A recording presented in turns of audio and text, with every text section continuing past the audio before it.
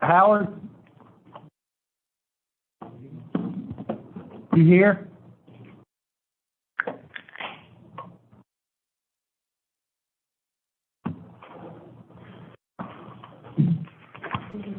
I got it. All right. Mayor Recruitment. Here. Thank you. Reverend, now, do you mind giving us a little, sir? A little prayer. A little prayer. And Reverend McDowell, do you mind saying an extra word of prayer for one of our employees who was injured yesterday? He's one of our senior park rangers. And his name, I want to get his last name right. His first name is wrong. Radcliffe. I was thinking I'd say that wrong. Donald Radcliffe. Is he in hospital? Yes, sir. I'll give you the Radcliffe. Radcliffe. Radcliffe. Yes, sir.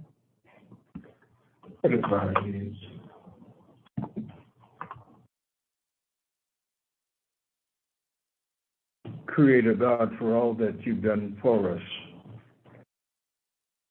for the opportunity to gather around this table and for this city who continues to expand itself, that continues to prosper in energetic and prosperous ways. We ask for your continued blessings. Mm-hmm. We pray particularly for all of our employees, for those who work and give of themselves, their time, their talents, to make this city a city that sits atop a hill filled with possibilities.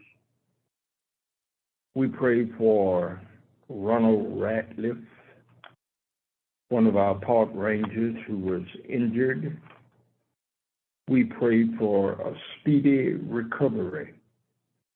Lord, we know that all things are possible. So we ask for your continued grace upon him. And particularly, Lord, for this city and for this nation of ours.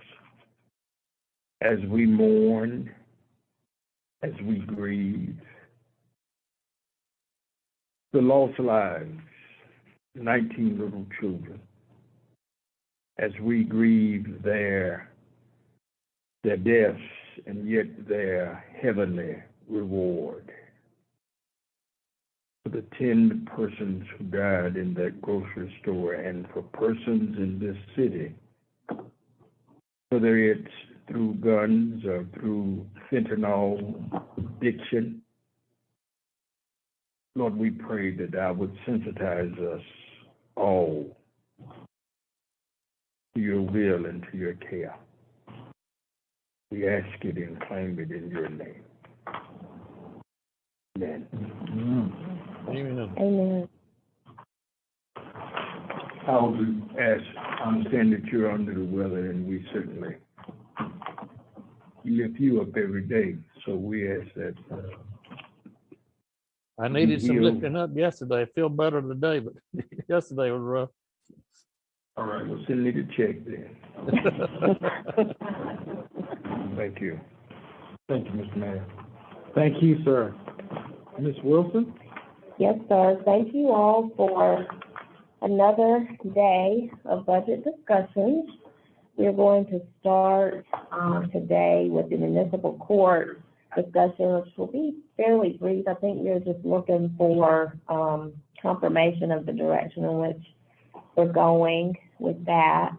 And then for the Columbia Police Department pay plan options, we have some examples. I think you all asked for some modeling of the two options. So hopefully we can leave with at least some more clear direction just on the option that we need to pursue. And then there's some additional items regarding that discussion that we would like to go into executive session about. Mayor recommends, and I think Mayor Quickman will make that motion at the appropriate time. As to the FY 22-23 proposed budget, Ms. Heath and Jeff and I, it's necessary to take you through the rest of the general fund. And I believe we're going to hold discussions regarding hospitality tax and aid tax and capital projects, right, Mary? Yes, I think we'd like to move that into a July work session where we really have the time and the efforts to go through it and make sure that the decisions we're making benefit the community as a whole. Yes, sir. So with that, we start with municipal court. You all have the proposal that was previously provided.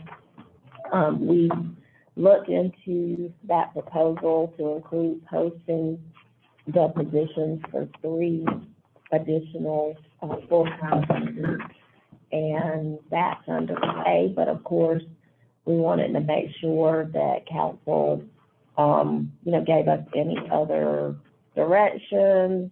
We need to discuss the building needs, just at a minimum. I have reached out to Richland County just briefly, but I need some additional time to hear back from their administrator and their former chief magistrate judge, who would have been more familiar with the Decker facility and any availability there, if that's even a possibility to utilize some of their space. Did you get kind of a warm, fuzzy feeling or something?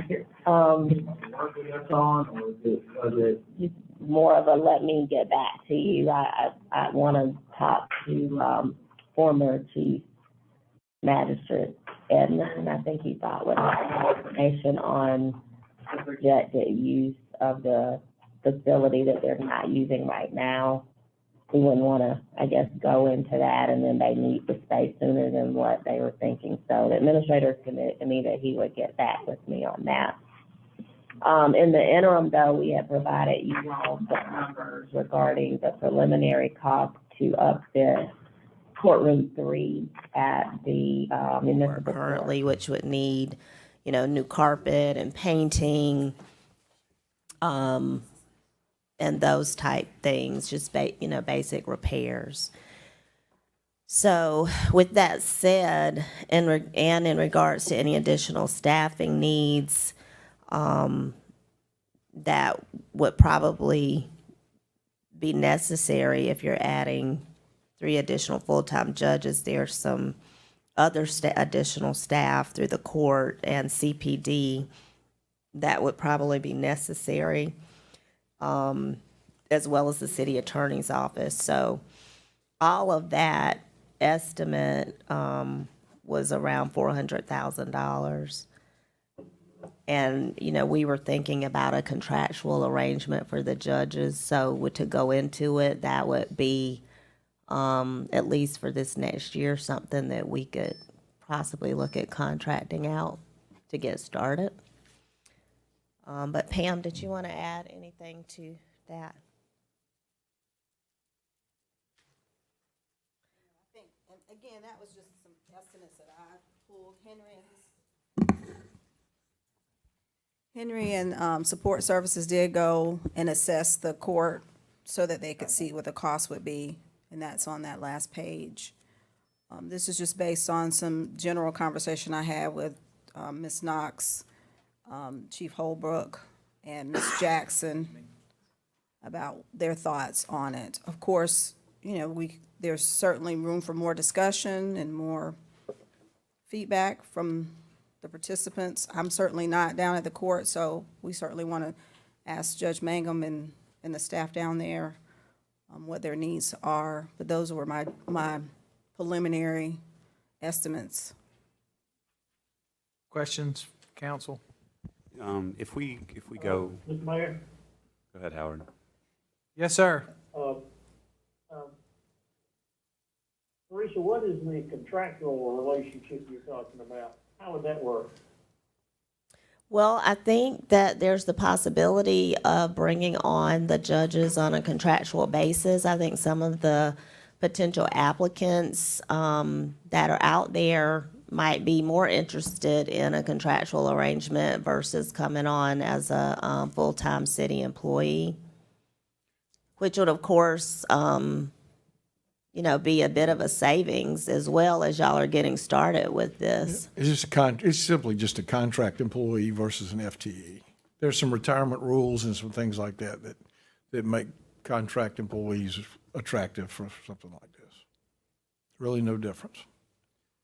Well, and just for my clarity though, will all the contracts be the same? i.e., are we saying 88 still figure. 40 hours? Where they're all committing to 40 hours a week, or?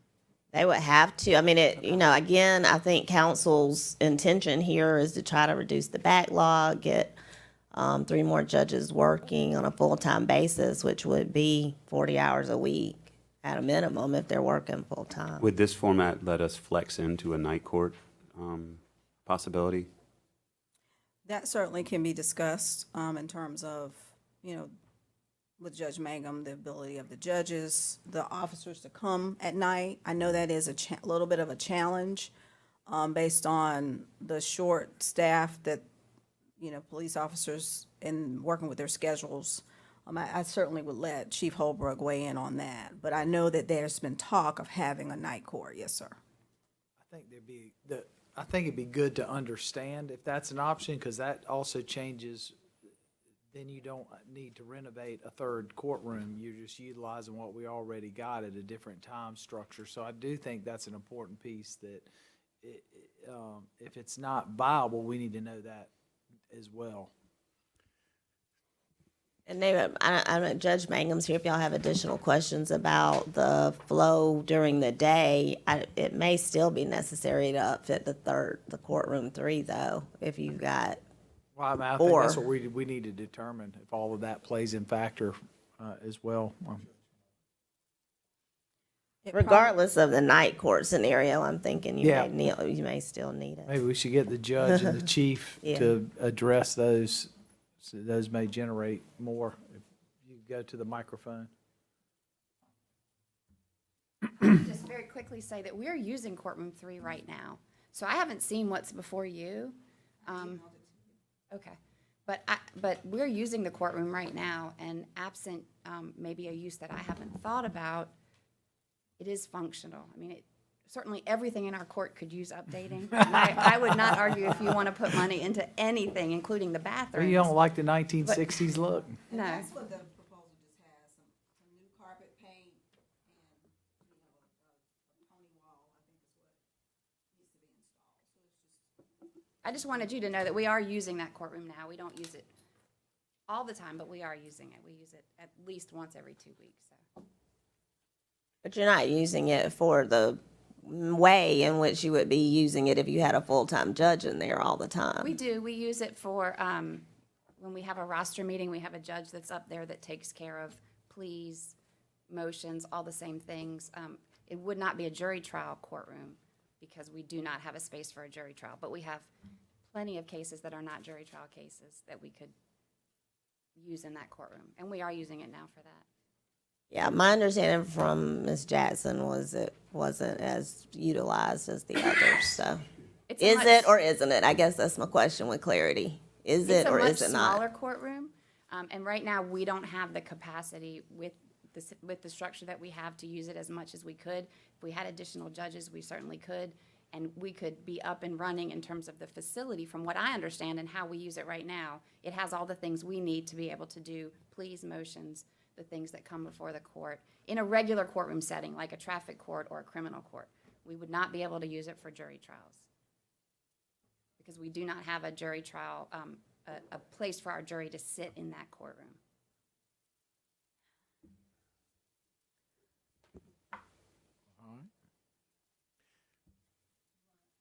Chief? Well, I wanted to see what the chief's comments were about the night court. So, night court, I think in theory is a great concept. One of the challenges we have right now with court is scheduling, and that's not a court issue necessarily, the police department issue. We've just with resignations, transfers, people working different shifts that occurred after a court date was issued. For example, we have people showing up at all different times, on duty, off duty. I think night court would present some options that may be more convenient, especially considering somebody may have worked the previous midnight shift. They could come in before they go to work, which might be helpful. So I think it would just create some greater efficiency, but a lot of it for us comes down to capacity to I do see some challenges in the daytime, for example. Officers will be called into court, so they'll come off the street, so that's to handle their cases. The same argument could possibly be made for night court, so I think scheduling would need to be something that's scrutinized. But if looking at a scheduling process that you could work out, both with law enforcement and with the judicial system, you think there could be a benefit there to give more flexibility, which may help us with the caseload as well. So, okay, that's what I was curious about.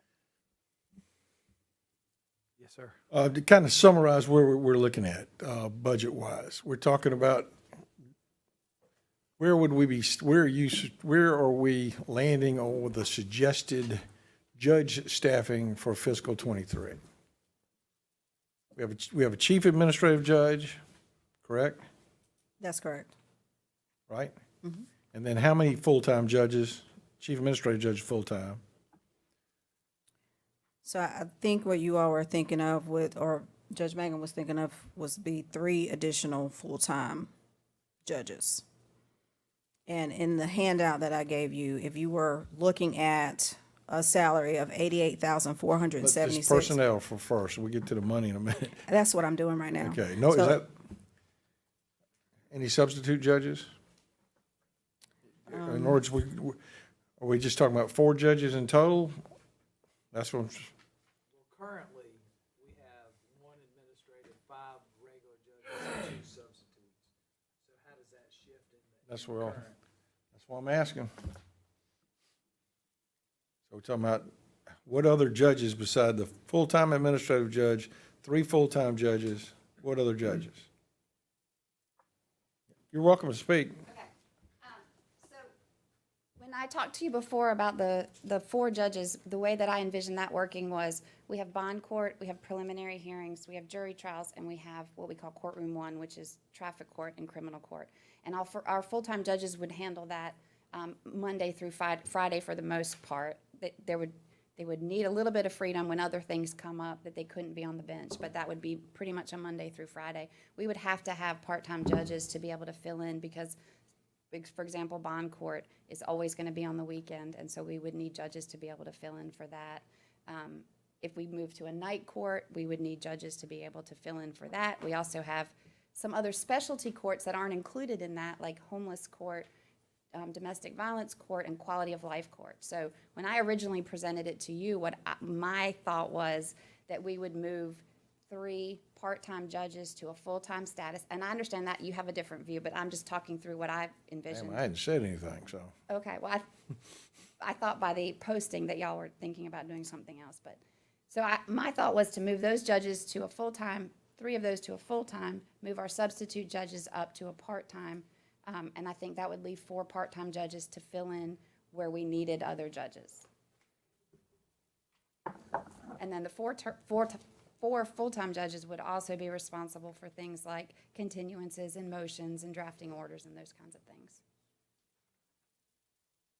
The administrative portion of what we do. So if I did the math, that's 4 and 6, that'd be 4 full-time, 2. Are we going to call the 2 substitute, or are we going to call the 2? 2 part-time and then 4 substitutes is what I just heard.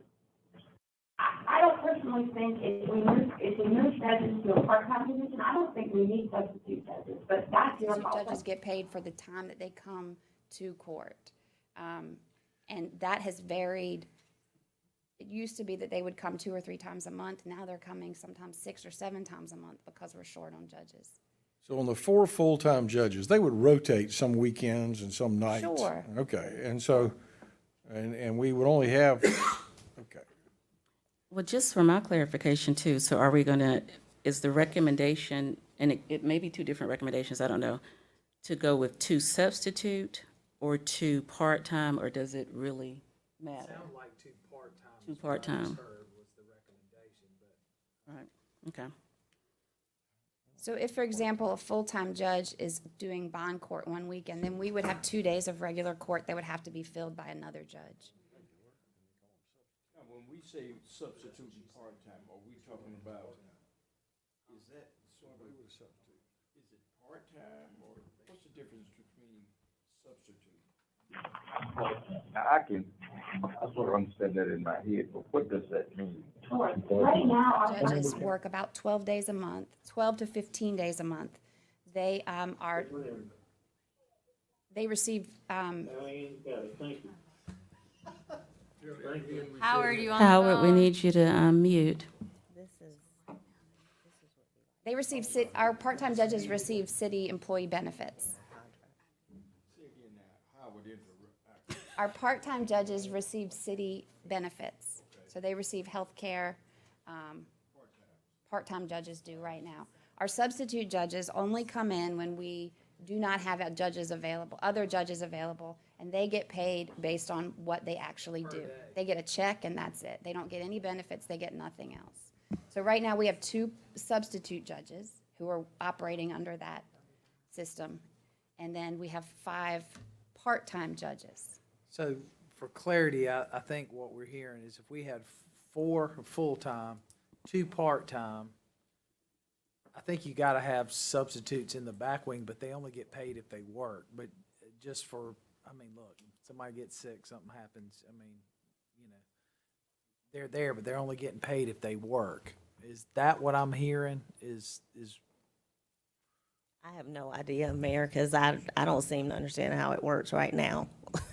I thought we have all these part-time and substitute judges, but I guess because they work, that's why the time isn't being put in. So there's this discussion of having full-time people, this is their only job. I guess, I mean, Judge Mangum has to answer the questions of the scheduling, because I'm not sure that I'm ever understanding it, to be honest. I think what we want to make sure is that by addressing the situation that we're dealing with what the backlog, and then obviously Absolutely. moving forward, keeping the court moving, and I think that's all our goal. So I just want to make sure that as we're moving forward, that we're understanding what we need to do for a change as we're advertising. And I just want to clarify, I mean, what I heard, and I want to make sure, I mean, if that helps us, is that ultimately the goal, that we go 4 full-time, 2 part-time? I think you're gonna have to have substitutes just in case, but this doesn't cost us anything to have them at this stage unless they actually go in. I guess. Well, I Are guess they going in now? I mean, yeah, I guess. the only thing that I would raise is that I thought the purpose of having the full-time would have been to help eliminate the part-time and the substitutes. And it looks like we'll be eliminating maybe 2 part-times. I just want to make sure that we're having the effect that we want. I think we got the full-time discussion was really more or less to knock down the backlog, is where we started the whole discussion. Right, but they're going to so- need work after that, so. So if we go with 4 full-times, then, and again, I'm gonna use these terms that are on this sheet, regular and substitute. And regulars work how many days a month It varies, but typically? right now, some of our regular or we call them part-time, so that's the confusion, and I'm sorry, Okay, but so I'm gonna write part-time, down where it says regular. But our part-time judges, some of them are working 15 to 17 days a month. I mean, that's the extreme. They're all working at least 12. Okay, so And- we have and 4 have a full full-times, practice. how many part-times would you recommend? I would like to see all of our judges have a spot in a new system. That ain't And gonna so- happen. We can't do I don't mean it's not gonna happen, but that's just not how we need to plan. So- We need to plan for what you need. So how many part-time judges do you think you need if you have 4 full-time? I think we need 2 at a minimum. 2. That's And I agree with the mayor under that. If you have 2 part-time judges, then you're definitely going to need some substitute judges as well. 2 substitutes. Wait, so I'm not understanding. So we are going to be putting four full-time, nothing listed here except for Chief Magnum's role is currently full-time. So these regular judges are only working half a month. And we're saying we're going to create 4 people that will work 30 days a month. I'm not really sure why we're then necessarily talking about a part-time. We should just have substitutes for the 4 full-time judges. They work full-time. They work 30. 30 days a week, Not or 30 Saturdays. days a month. No, about 22. Okay, so, Saturday, Sunday. right, but Then you got we're just, then, weekends. what we're proposing right now with part-time and substitute is really just reworking what's currently here and calling it different things. That's all I want to point out there. But I can give you an example that maybe helps clarify the need. So let's say on a Wednesday in city court, on a Wednesday morning, we have criminal court, we have domestic violence court, and we have quality of life court, okay? That's our basic courts. Then we also we could every other Wednesday have a jury trial. And then every Wednesday morning, we have bond court and we have preliminary hearing. So that's 6 courts that are going on a Wednesday. Now, I give you that example because that's our busiest day. But that's a day when we need 6 judges. We have 6 different courts going on. I have 6 courtrooms. I mean, on other days, we have 4 or 5 courts going on. So every day, we have 4 courts. That's our minimum, except for on Fridays. We don't have an afternoon court. Can you hear us now, Howard? Okay, great. Yeah, I got it. Thank you. All right, well, just for maybe, I don't know if I'm muddying the water, or for clarification, if we have the 3 additional full-time judges, the role of part-time and substitute would be when folks are out, maybe, and then maybe weekend work, night court. Is that what we're looking at? And it would be also those days when we have more than 4 courts that our full-time judges are handling. So if we have a judge that's on a Wednesday in criminal court, one in bond court, one in prelims, one in jury trials, we've still got quality of life and domestic violence. We've got to have a judge for We're doing that. bond at Alvin S. Yes, twice a day. So we're doing bond court at Alvin S., so one person has to go out to the jail. And that's 365 days a year. We do bond court.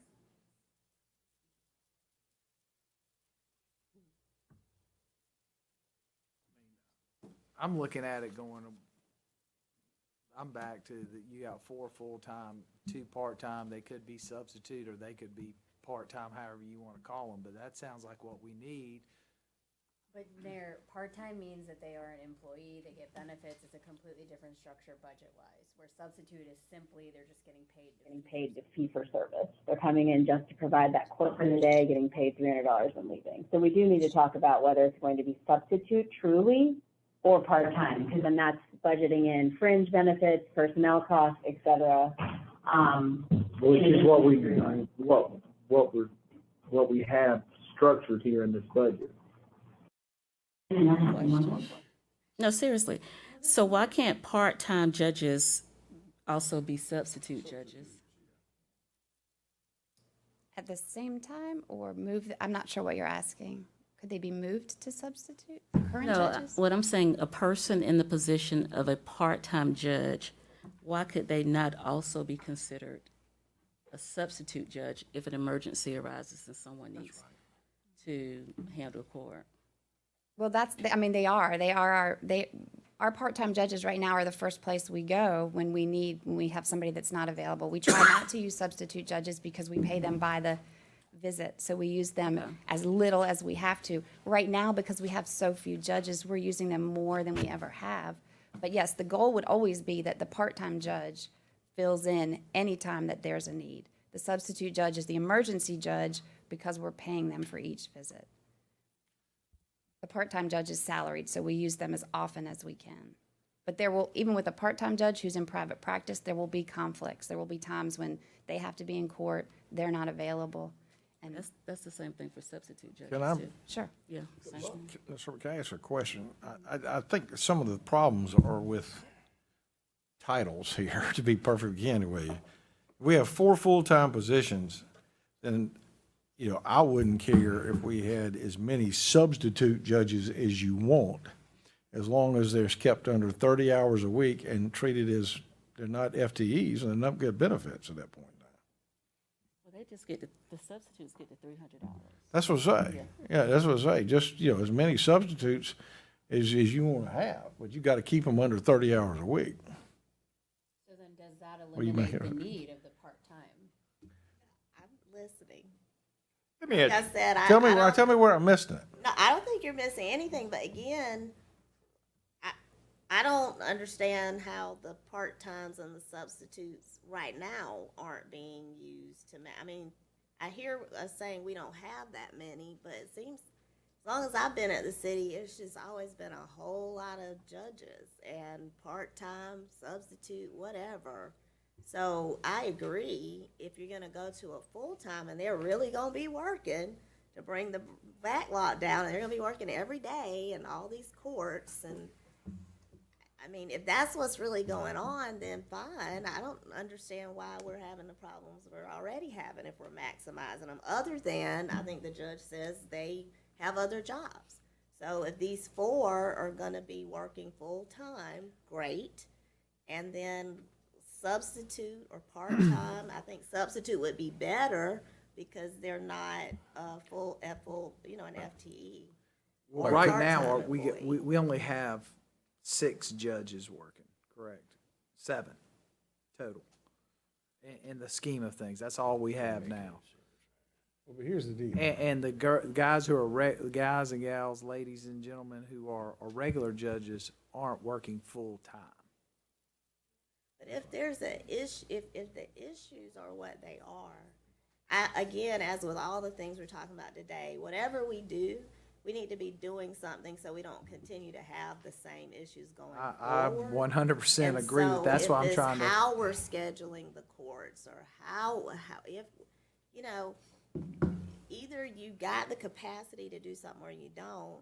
And so this idea that we're running however many courts, 6 on one day, but we don't ever have enough people, then, I mean, I'm not understanding why are we having that many courts on a certain day? I mean, I don't know. I'm not down there, so I don't want to speak to it, and that's why I'm not answering your questions, Mr. Taylor, because I don't understand how it's done right now. I understand it more than I think I do. Yeah. I mean, I think it would help us to have if we had a sample schedule of what you're talking about, because you only have 3 courtrooms. You may have 6 courts on Wednesday, but you ain't got but 3 courtrooms. But we do preliminary hearings by WebEx, so that's all done Okay, well, virtually. Okay. Well, That's what I and then say. we Then do- that's why I think it would help us. I think if we had a sample scheduling. I mean, court runs 7 days a week, right? Because of bond court. So you can't so it's not just a Monday through Friday deal. So if you have 4 full-time judges and let's just say you have 3 courtrooms, and it's just, so you just got to, somebody needs to build a typical weekly schedule so you can see just what it takes to staff it. And then you take into account some vacation and sick time in those type of situations too. And then we know, I don't have any problem with the 4 full-times. Then the question comes, how many substitute, I'm going to use that word, judges that you need to augment your 4 full-times? And again, it's been mandated that those substitute judges stay under 30 hours a week, period. And they have to come when you need them to That's come. that's I mean, right. I guess that's what I don't understand, even if we have them now, but it seems to be the issue is, will they work, or they this, or they that. And I just want to be clear, the judges that we have now are working harder than they've ever worked. They are scheduled for more courts than they've ever been scheduled, and they make our Got part-time bond court at judges. Alvin S. Glenn, Our too. part-time judges make $35,000 or $36,000 a year right now. So that's what, I mean, they're giving up. No one is insinuating that nobody's not working hard. I mean, again, the question is that we started down this road because we were told, and rightly, that we had this big backlog, and the question came is, how do we address the backlog? And I think this council and our staff is committed to doing something. The question is, we got to do it in a financial way that works for all of us. Unfortunately, the state doesn't let you fine folks what I think are fair amounts for some of the crimes that we deal with, and so it's figuring out how to do it. And again, I think if you would give us a typical 2-week schedule on how it would work, then you could figure out how many substitute judges you needed to have, so that, again, I would think you would put them on a rotating, like, on-call basis, or I I mean, do it like doctors at a hospital, maybe. I don't know, but We have a system of no days. That's what we use at the beginning of every month. We get the no days based on what That's their fine. court schedule requires. well, then, like I say, then that may be the perfect way to do it. But the question none of us know is how many substitute judges? If you had 4 full-time judges, how many substitute judges would you need to operate continuously, 7 days a week, and in a way that help us help us reduce our backlog? Well, Mr. Mayor. Yes, sir. Maybe it's me and maybe it's my lack of understanding of what's needed to. I think the central theme of what we're talking about is that we got a voluminous backlog of cases. And we have not, in a fiduciary way, handled those things so that frequent flyers are there. What do we need? And we're talking about that. If we're going to eliminate, cut in half, or move that backlog number down instead of up, do we need 4 full-time judges? What do we need? And for me, it's not clear to me right now in terms of what we need to make sure that this backlog doesn't continue to increase. And I admit to you, and I agree with you, judges work hard. They work hard. But is that decreasing the number of cases that are backlogged? Is it 4 full-time judges? And yes, it's a financial responsibility, but how serious are we to eliminate that backlog? I mean, it's continuing, and it continues to grow. So if it's 4 full-time judges and 10 part-time judges and 20 substitutes, I know that's facetious, I know it.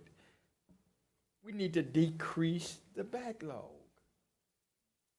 And we just can't continue to talk about a backlog without putting into place something that is going to legitimately and authentically decrease the backlog of cases. I'm through. I was wondering, I think what we're missing that may help us all is to see the plan to reduce the backlog. So for instance, because my big concern is bringing on part-time folks and not needing them because we reduced the backlog in 6 months or something like that. But I think that if we could see tangibly how, and I think I sent an email about the cases that we're moving now versus what you anticipate that we'll be able to move, then for the analytical folks down on the other end, that might help them understand how that works. And for me, the need to have them on an ongoing basis. But then if we add all of those, oh, I know what it was.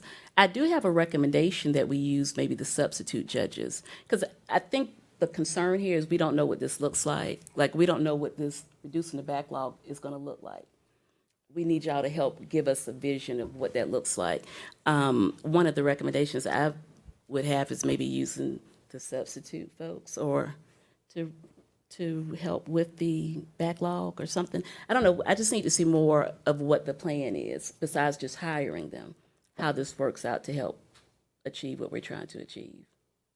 And I will be glad to provide you a schedule and all those kinds of things to help you make better decisions in terms of the judges. I just want to make sure that everybody in here understands that judges don't schedule cases.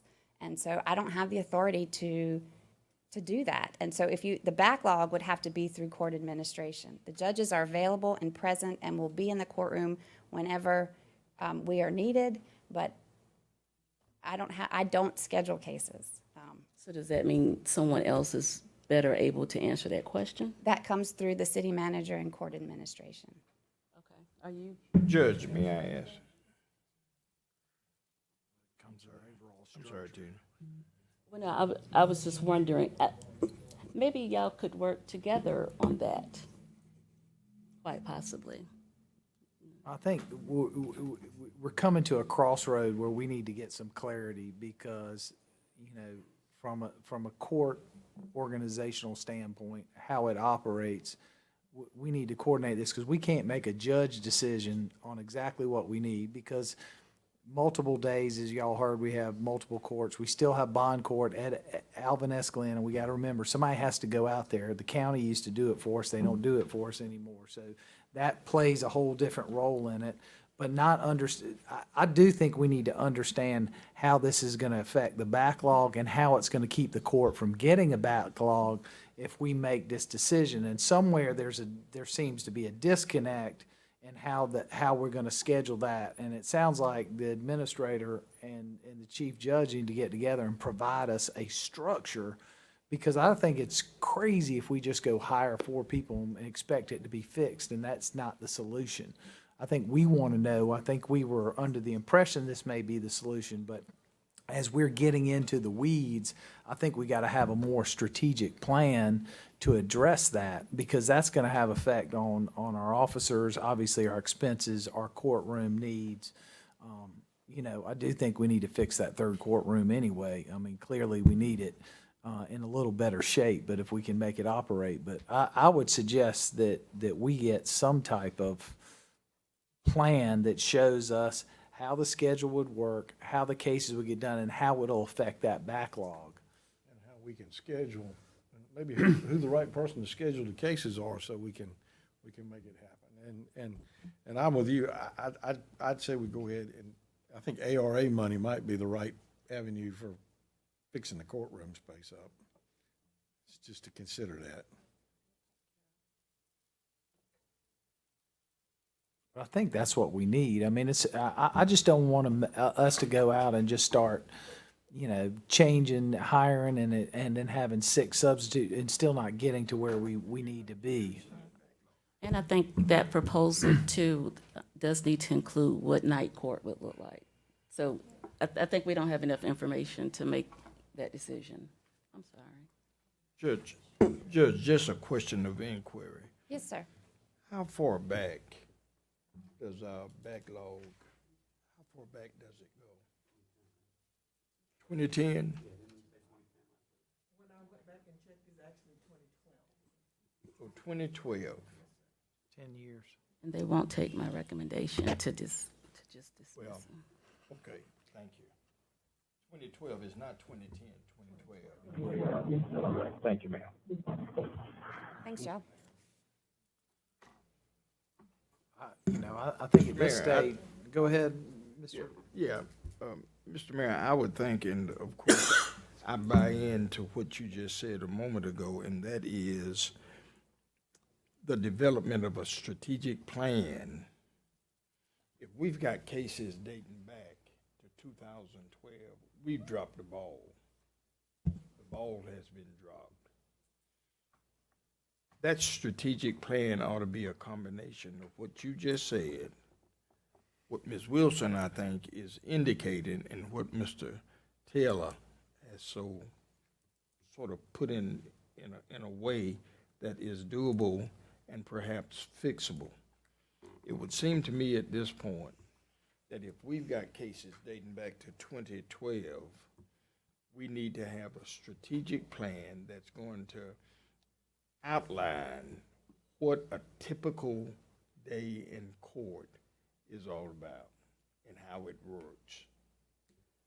We're not going to decrease our load, our case loads, especially those things that are 8, 10 years in the rears.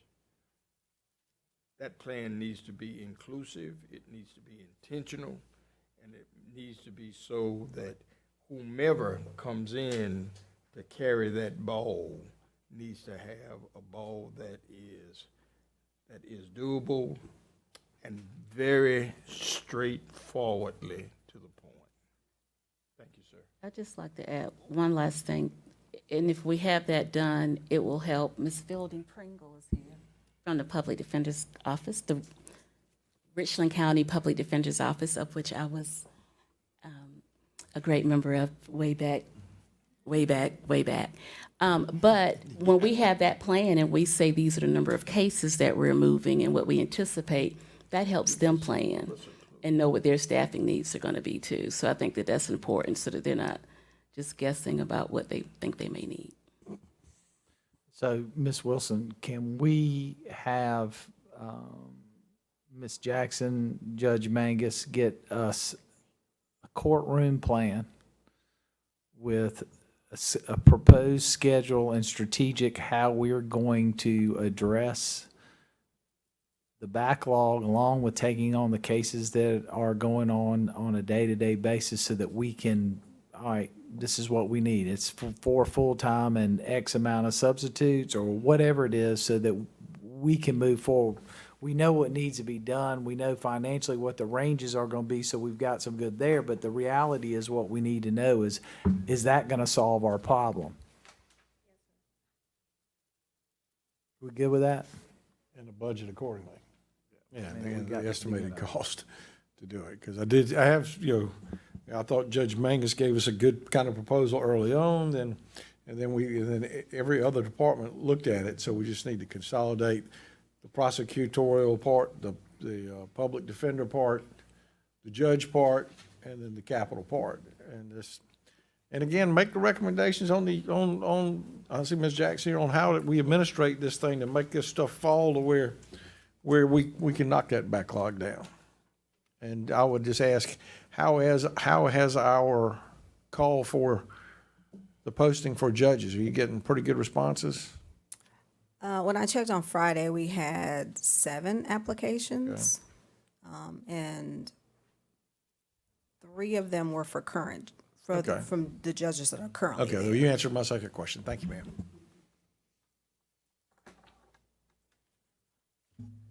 Ready to move forward, Mr. Mayor? Howard, you raising your hand, or I can't? Okay.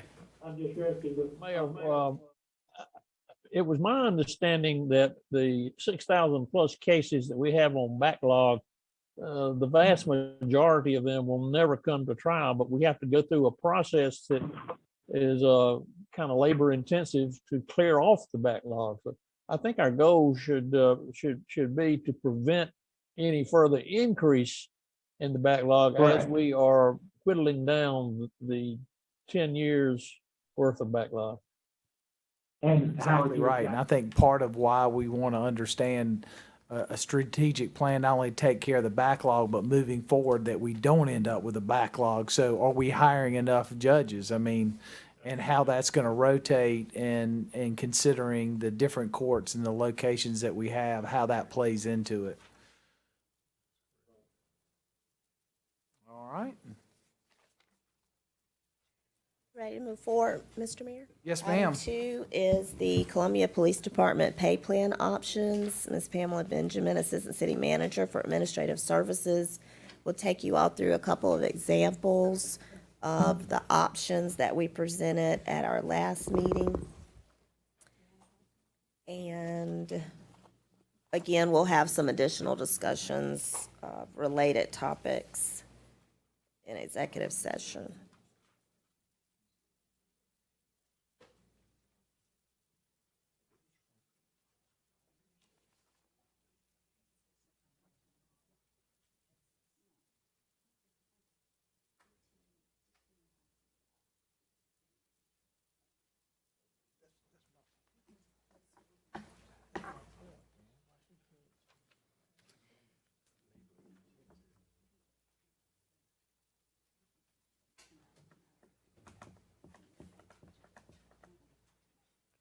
Good afternoon, everybody. Let me try to make sure I can walk us through this and it doesn't get confusing for you all, because I want to make sure that this is as simple as possible. What I presented for you last time was working with our consultant.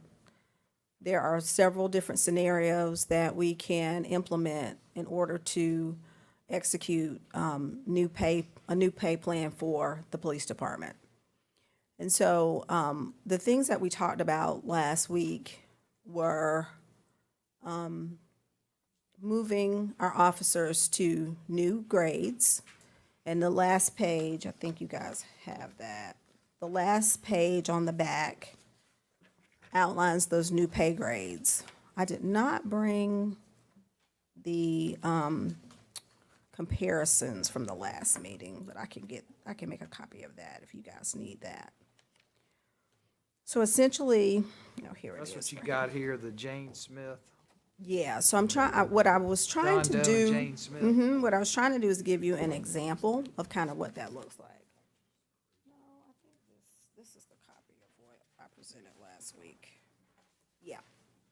I did that copies. So let's turn that one down. Let me give you these.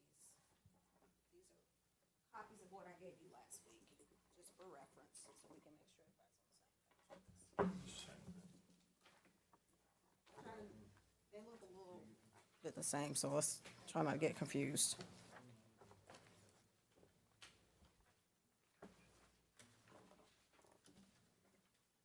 Everybody have one? Everybody got one of those? So if you look,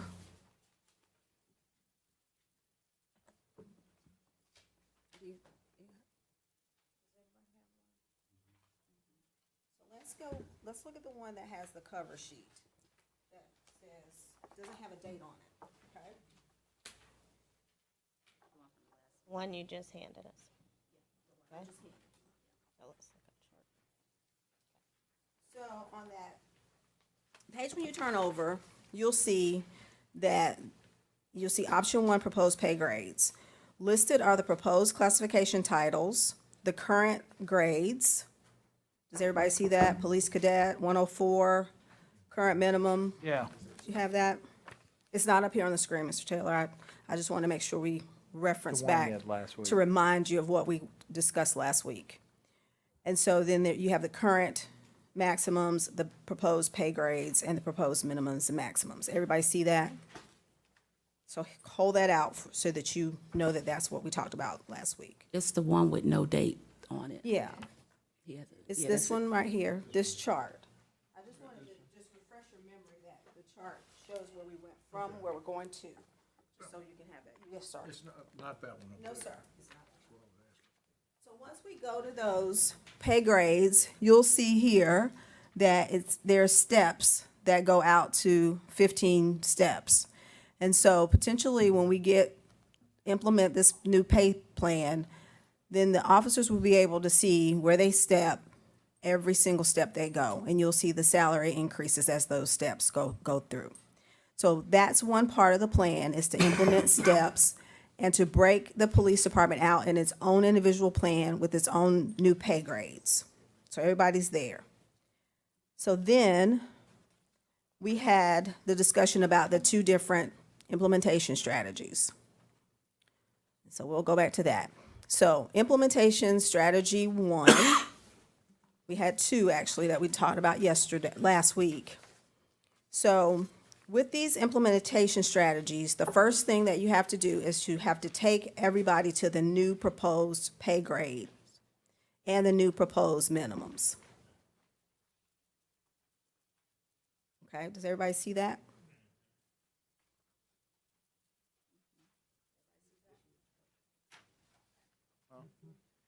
So once you take each officer to the new pay grade, then the determination has to be made how you're going to place them on their new steps with the new pay plan. One option was to do what was called a range penetration, where you would take that officer, if he or she is at 20% within their pay range, their old pay range, you would take them to 20% within their new pay range. In order to be cost effective, we were capping that at 10%. And that allowed some movement from the minimums, the new minimums, to their new pay grades, to their new pay ranges. The second option was to use years to move that officer to the step that's appropriate. So based on wherever they were, the years of service they have, then they would be placed on a step that corresponds with that year of service, that amount of time here at the city. So let me just walk you through this so you can kind of see the examples. So if you turn to the next page, you'll see John Doe, police officer. So in this scenario, he's at a pay grade 108. Remember our last previously at our old pay grades, 108 is the police officer. And you'll see those ranges. This person would be moved to the new pay grade, which in this scenario is a 203, which is the same as a police officer. And those are the new pay ranges that would be implemented. Did everybody see that? 48 is the minimum midpoint. So in the calculations, you'll see their current pay is $46,273. Their new minimum is $48,085. So they would get a 3.9% increase to go to the minimum. So that's the basic part. You got to do that first because you can't have any employee who works below the minimums that you put in place. So with the range penetration, because this person had equivalent to the years of their service, they would be adjusted in the new pay range, and they would get an increase of $4,128, which would end up them being at step 2 based on the fact that they have been employed with the city for around 2 years. Actually, it's a little less than 2 years, but it's close to 2 years for this person. As you see in my note below, you see that there's not much difference in this person because they are a new person, but that's where they would be step 2. With a hybrid year, you see that they would get about the same increase because their years of service and where they are in their range is relatively the same. So in this scenario, that person, you wouldn't see a great difference between those two situations. Anybody have any questions about that? I know that's a little bit confusing. So the range penetration is $1,100 more, is that right? So the $1,800, yeah. So the $1,800 takes this individual to the new minimum of the pay grade. And it will be the same regardless of the option we chose, regardless of the steps. Because remember, your first step that you have to do with any of these options, if you have to take a person to the new pay grade and the new minimum ranges. So they cannot make below the minimum ranges. So that's the first step. That's step 1, make that adjustment. The second step, depending on which option we chose, they would either go into the range equivalent to where they are now, or they would be given credit for the years served. In this person's particular situation, they are a brand new person, and we don't see that much difference between their increase. But you will see a difference if you turn the page to the next option with Jane Smith. Okay? So let's look at Jane Smith.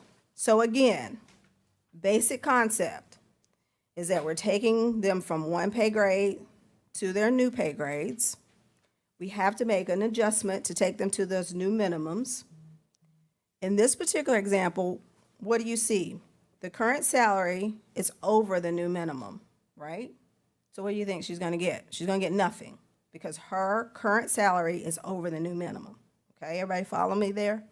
Mm-hmm. But then you'll see that because she has worked here 6 years, she's further along in that previous range. So that increase is $5,347 and puts her on step 4. If you use her position on her current pay range and put her into the same position on the new pay ranges, okay? And that's going to put her at a step 4 based on the way that we're plotting our officers on these new steps. If you were to use her years of service, you'll see that she's going to get a little bit more money because she has more time in service. So what we've seen out of modeling this with our different officers is that the hybrid year gives more credit for years of service and gives the officers a little bit more money based on their years of service, as opposed to where they are on the range. Because if you had an officer who was an officer that came here relatively soon, not too long ago, we had the opportunities to give them some pay increases, so it moved them further in their ranges, right? But some of the officers who are here for a longer period of time, they were not given those increases as often, and they're not as far into their ranges. So giving them credit for the years seems to remove some of the compression, to write their salaries a little bit better and get them all started in a new position that's commensurate with their time and their experience. So once we establish where the people are, then that's when they would start on the steps. So Jane would start at step 4 if you did the range penetration, or step 5, and then you'll see she would have step 6, 7 on out for 15 steps. The 15 steps is based on a 3% increase for every step. It's a little over 3% for every step. And so that's the model that you see before you. Yes, sir. She would start at, you say 4 or 5 or 5 or 6? So she would start at step 4 or step 5. Okay, well, which one would it be? It would be step 4 if it's the range penetration strategy, or step 5 if it's the year service. And then the built-in, then the raises were how much a year after that? They're I think it's 3.4% every year. Yes, sir, Mayor? Just for question, back on John Doe, the range penetration in the hybrid. In the hybrid year, come out exactly the same. That's because He had less than a year of service, so he hasn't moved, he had a year and 6 months, so he hasn't moved any in the range. He started pretty much where he started from his first day of hire. I guess what's throwing me off and trying to make my brain understand this is that in the hybrid year, it says adjusted for time. He doesn't really have any time. I'm just using it as that's the method, the mechanism for which they would be given credit for time. So you're right. In this particular scenario, he didn't have any time. So anybody would be adjusted for time. And these are models that we certainly can, talk through. Yes, sir. So at the end of 6 months or a year, under John, that increase goes up to 3.9. Is it similar to what takes place in the other option? So what Have everybody on their, yes, sir. Once you have everybody on their step, then every year it would, no, sir. It's 3.9 to get him to the minimum, the new minimum. The steps would be 3.4% every step. Yes, sir. That's if they stayed in the same category, correct? Right. So if you Right. move up a category, you'll get the raise plus a bump. So if you moved up a category and you were, let's see, I don't think I have that slide up here. For say they moved to a corporal, so they would move to, Well, just take Jane Doe, or Jane Smith, or whatever Jane's name was. She had her going into on 4 at what level? For 2, I thought it 204. was Level 4. So 3 years from now, if she got raised to a 207, that's what she's, so a 207 would mean that she's gotten a promotion. that's what I say. She's gotten a promotion. Time's gone by, so she's gone from making 55,840 to 83,591. Is that correct? I'll make sure I read. he's asking if she gets promoted, is she And still if Tom- in the same step?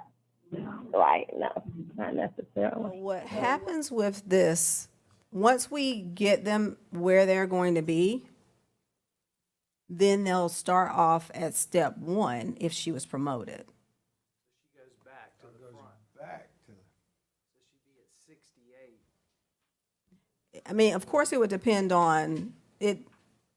No, Mr. Taylor, I think, That makes more sense, because at first it seemed like you go down and then if you were promoted, you would continue to go cross-section. So when you get promoted, you go back to step one. you would go back to step one unless that means that your salary would have to be reduced, right? So, because you don't take anybody's salary from them, so they would get the start at the minimum, or they would get the amount of increase for that promotion, which in this system would be about 10%. This addresses the pay band issue and people staying in a certain position. It gives them a longevity to stay. If they want to. So if you got somebody who's an MPO and they want to be an MPO and that's what they want to do, they don't have to take a promotion. They can increase over a period of time, so we're rewarding them over a step period for retaining. If they want to stay in that category or not. Right.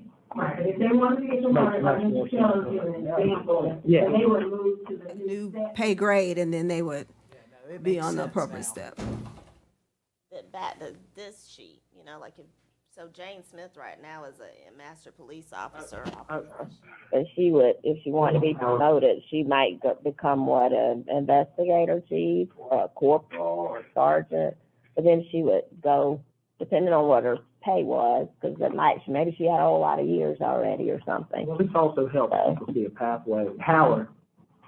Mr. Mayor, do I understand that the hybrid starts in January and the other model, option one, starts in July? Well, we haven't decided on that yet. Okay.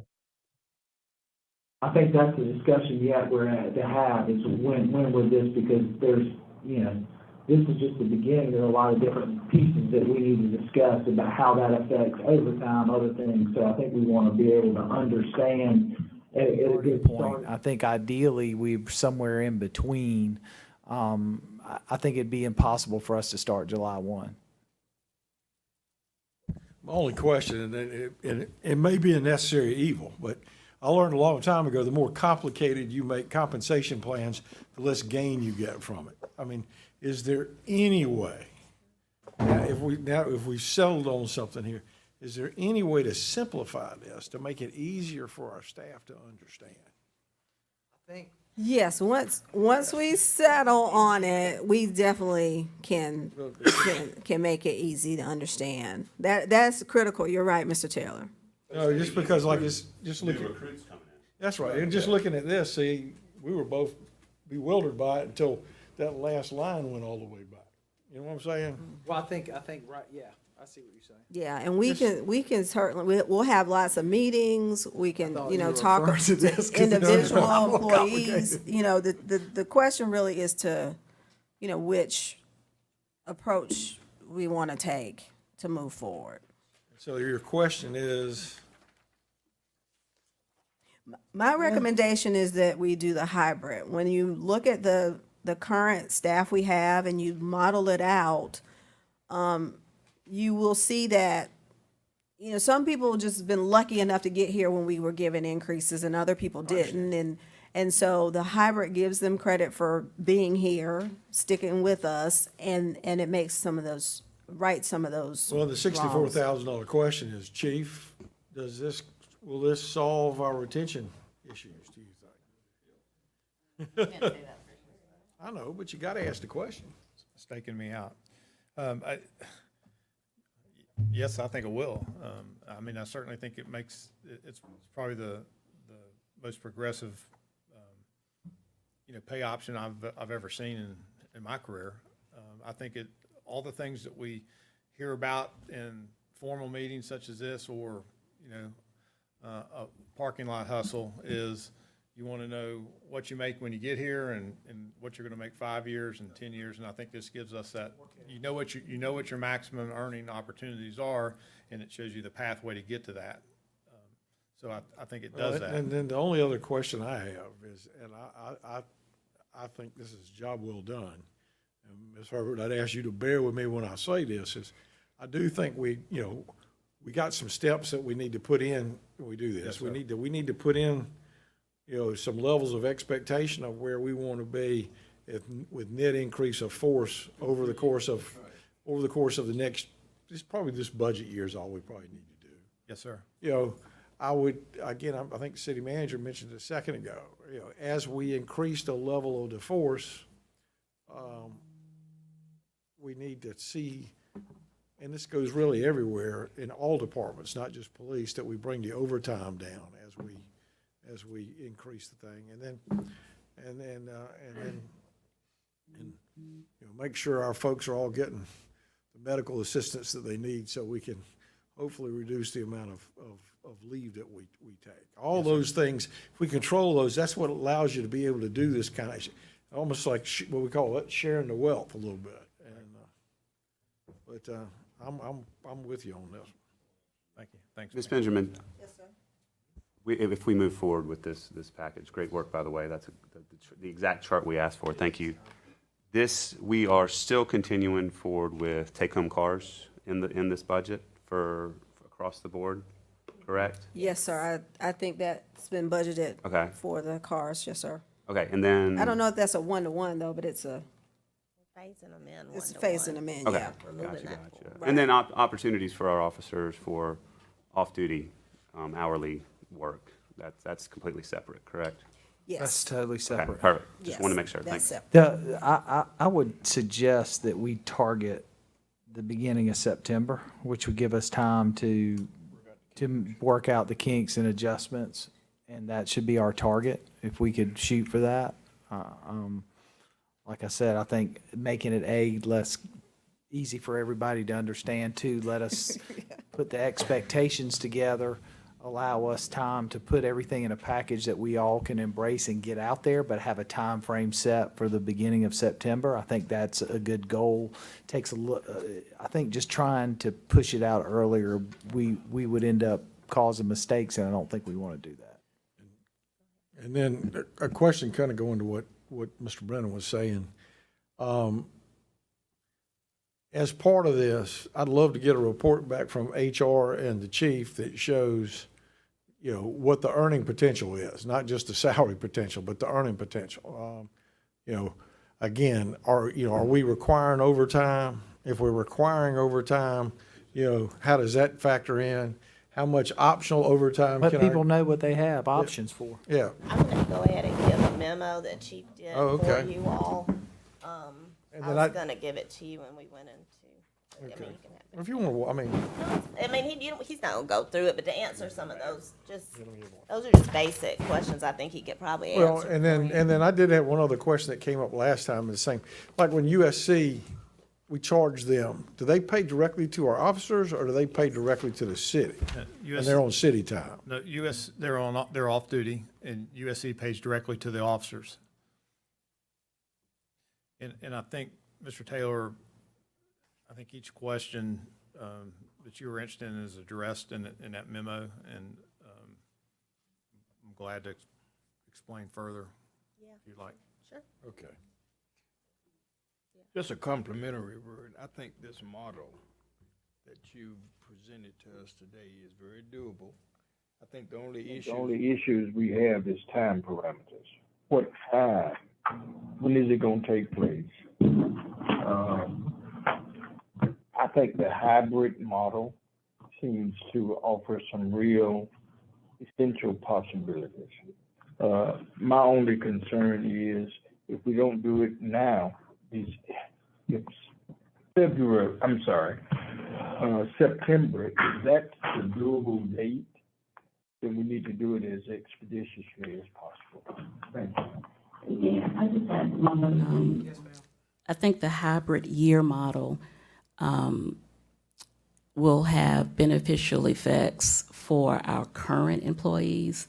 And I shared with a couple of you all, me running into some guys this weekend, working on Memorial Day, and the new folks seemed happy because they're coming in on a good number. But there was a gentleman who'd been here for 5 years, and he pretty much said, "I've been here for 5 years, and it took me 5 years to get just a little bit more over what the other gentlemen were working." So I think that if they know if our longtime employees who put in time know and understand that there is a value to the years of service, that's going to go a long way. That's precisely the hybrid model.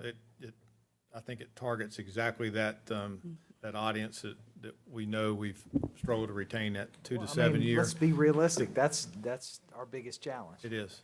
Now, I know I'm not trying to throw a monkey wrench in it because I agree that the hybrid model is the best. I just want to be clear about how much it costs and and from this, I think Mr. Taylor said it perfectly, when you start getting into pay plans and the complexity of them, the hybrid based off the modeling and what we've shown you today is the best way to go.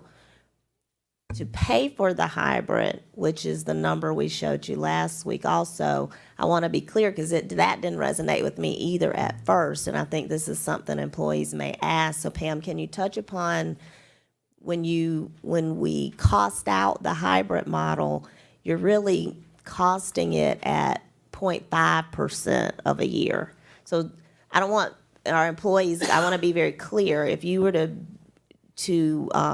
it's just the cost differential to make this doable for us. What we showed you all was around $3 million, which is what I think we need to stick with.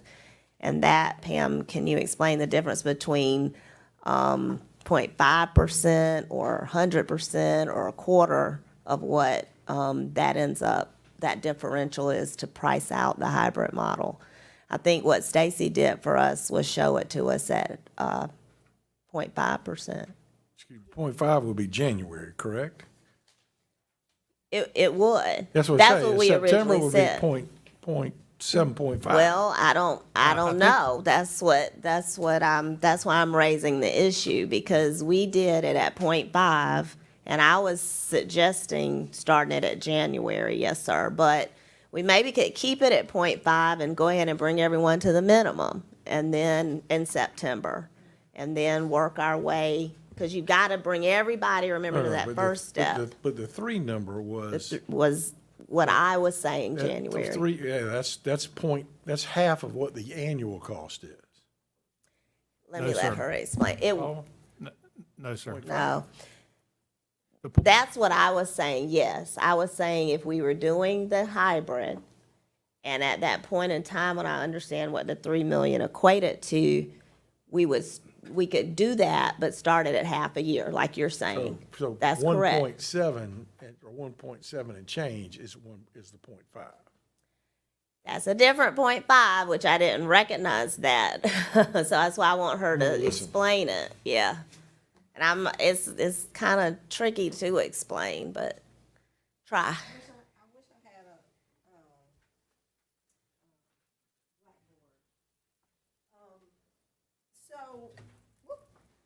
When you look at, do you have that? I pull it up.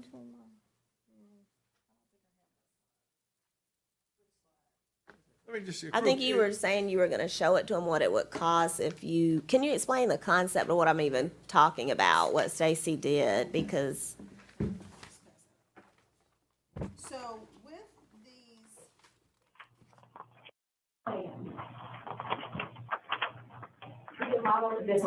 And if you look, when you look at this sheet that I'm passing around, you'll see the different options.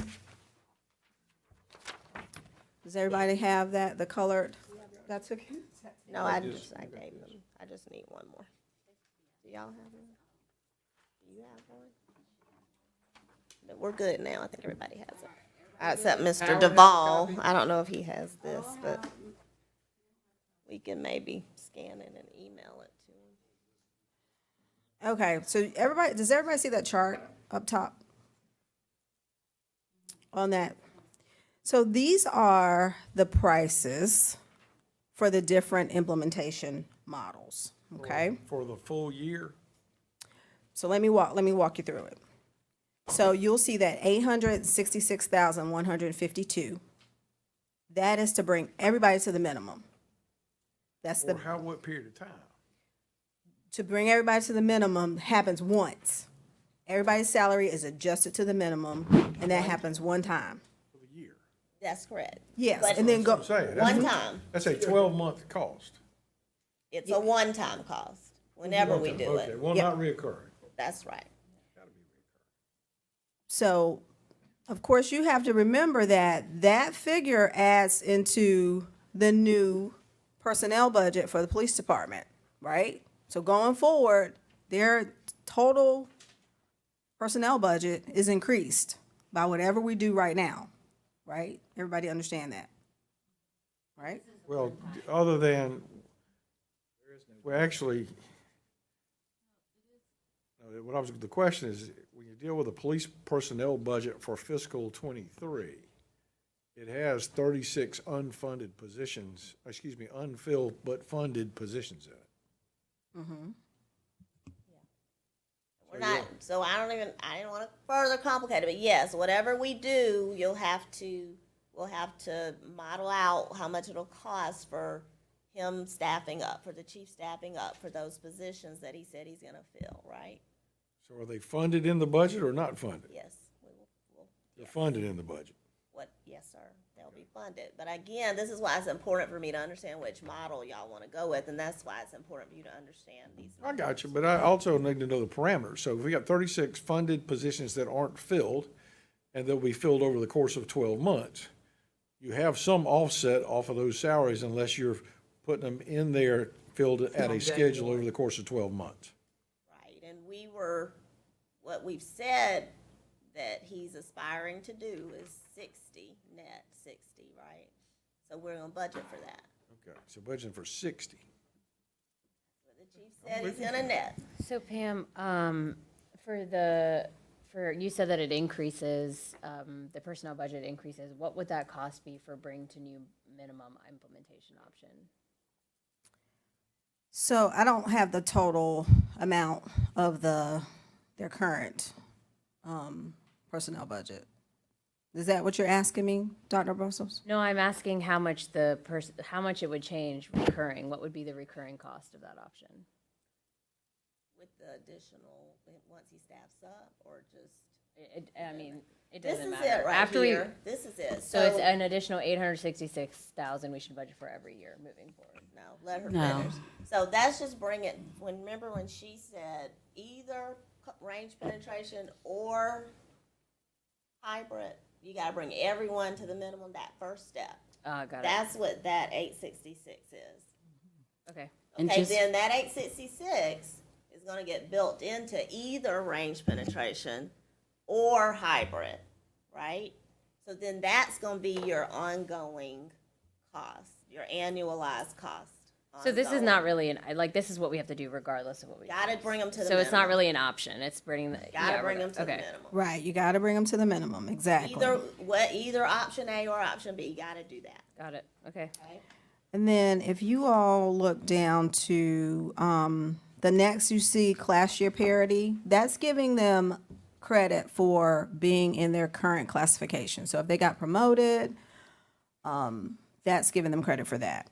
And you see that's $2 million. Higher year. We don't even need that. Right. Well, I'm just trying to explain what they have in front of them. The higher year is the one that gives them 100% year for year for their higher year. So what the hybrid does, if we can skip down, and this is an example of, like Ms. Wilson said, we gave you the 3 million because that was half. So what you do is you take the difference between their years in service and their years in their class. You subtract that out, take half of that, and then add it to their years of service, and it gives you a mathematical calculation. That's the hybrid. So that total is 2.4. That total is where's that sheet? 3 point. When you add the 2.4 to the 866. I'm gonna explain it. So this one right About here. 3.1. Yes, it's 3.143. Okay? It's 3.143. That's 0.5, okay? And just to clarify, that's adding the 866 to the 249 up. Yes, sir. You got it. So this is what I want to show you so you can see how you can make some cost adjustments for both plans.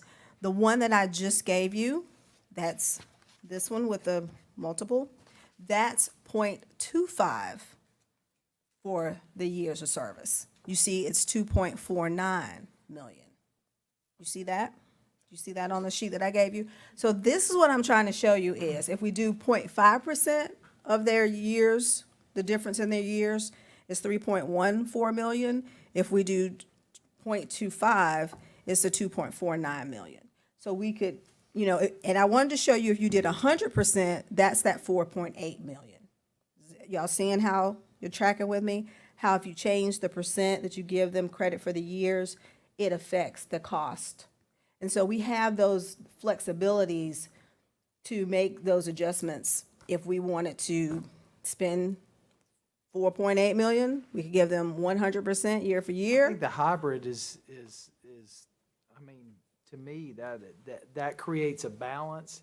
It takes care of our officers who've spent time there. It levelizes out the playing field, and with the range that we have now, you got an idea of what you can do from promotion wise and where you can be, where you want to stay. You've got a forecast. This is a roadmap for, or a succession plan for somebody. I think this is what we were looking for. Right. So it gives you that. So, but the options are, you know, what percentage you want to put weight on the years. You want to do it at 100%, half of it, or 0.25. I wanted to show you all those different versions so you could see that the costing is different based on how much weight you put on the years. What we want to stick with. The hybrid's the one you recommend, right? So they're all the hybrid, but they're the hybrid based on how much credit you want to give somebody for their years of service. Again, like I said, the 3.143 is giving them half of the percent, and then the 2.490 is giving them 25%. The hybrid year is the calculation that places employee in their newly recommended ranges based on a hybrid between their time spent and current classification and title and total time. I think that makes the most sense. Well, and I don't think Mayor, we're if clarifying. I really have to dumb things down for me, but we're saying the same thing a little bit different way. So my recommendation is the hybrid. I think what the discussion at the moment is what value you're putting on a year for service. I'm looking at 3.1 million because that's all I can do because I don't have a way to calculate it any other way than what's in front of me. Well, do they have this? Okay. Yeah. Showed you, right? And that was the hybrid year. But so is this. Right, that's the one I'm talking about because that's what's in front of me. Okay, but this one values ex-police officers' years of service at 0.25%, versus this one values his years of service at 0.5%. Well, you get the one-time. Question was, if you add the bring to the new minimum to this hybrid, it gets, is that what you get? Well, see, that's what she's saying. In here, it's two different. This model is at a quarter. This is at a half. So there's a different percentage. This is the model that I've been calculating in my head. Okay, let me ask you this way. All right. Do you have to add that 866 in? It's already Yeah. added. It's already It's added. already added. It's already added there, So and any it's of the already models. added here. That's the question. Yes, That's sir. the question. It's that already here, added. We're valuing a ex-police officer's years of All right, service wait a minute. at So- 0.25%, which makes it So less. this 2.4 includes the It does. 866. It's not an add up. No, sir. So you got a hybrid year here and a hybrid year here. Yeah, This this- hybrid year is less expensive than that one. Correct. Right. Because the value of the officer's year of I got it. No, I got it. I service got is it. valued less. And that's the only reason I was saying when you said, you know, this gets complicated as people start saying, Oh, yeah. I don't understand. We would have to explain to our Oh, you ain't gonna officers explain that. that we value We can their explain year it, of I promise service you. Oh, no. I At promise. 0.25% versus we value their year of service at I want to be on the other 0.5%. side of the mirror when you're explaining that. We can If, explain we it. if we valued their year of service at 100%, it would be higher Okay, year so parity. which one are you recommending? 4.8. You're recommending, I'm recommending this one, the one we originally All showed right, you was so at half a I don't year, need right? this sheet. I need this old Yeah. sheet. You do. yeah, then If we go with that. okay. But we just wanted to make sure Right, y'all but- were good with going But with then that. here's the $64,000 question again, when it comes to budgeting. if you take this, if you This use is this what- number here, Your packet. when we're doing the budget for F The packet '23. we have used this sheet, Okay. that hybrid year model, not the one they handed out. Does that make Does the sense? existing budget year for Yeah. F This '23? is different than the other. Yeah. I guess what, Yeah, I'm not using that So sheet. if I look at the personnel budget for the police department here, I know what you were trying to do, but it's already a complicated process as it is. prorated number of 60 factored into that personnel budget? Ms. Wilson? And it has, it does. So like I say, so what we're just saying, 60, Can you we're just saying, yeah. let's just make it, clear. So, Let's say we're hiring this 7.9, net 5 a month for the Is year. that So- like the whole year? So in the I'm budget, just not understanding how these, the last, number but 56 this is a through hybrid year, so 60 why? is only in there for 1 month. It's two different models based on year of service. That's what she was saying. Yeah, I guess If you look at it like. Or. I made it complicated by giving you too much information. and the descriptions are, I haven't read them, but the descriptions are how they came up at the bottom to see how they got to that. Some of that throughout the year. Follow what I'm saying? And then this one, but then this Question one for says it's capped whoever at budgeted 15%, this, and this is in the 10%. police department personnel, I'm wondering, like, if you if look at there's, July, how many people are there? so this, should that be 10%? What I was trying to demonstrate is that there's a way to do it. Whenever you're ready, Chief. I think the chief would like. Trust me, I understand. Can y'all give the chief attention? So I'm still not understanding, I just need to know what, is this the full year? I'm with you. All right. And so then The mayor is calling the meeting to order. this plus that? Trying anyway. The mayor is calling the meeting to order. Okay. I'm gonna bring you a gavel. I got a gavel. So it's, okay. Got Chief, it. go ahead. Thank you. I want to, I know we're going to talk benchmarks, so I want to kind of clarify something. So when we began this authorization versus budget versus actual, and we really started looking at our numbers, the question was posed to me, how many people can we hire? And I said, I believe our capacity to hire based on things that we can control, and also things that at least we know scheduling purposes, but sometimes we don't have control is how many people we can push through the State Police Academy in a year.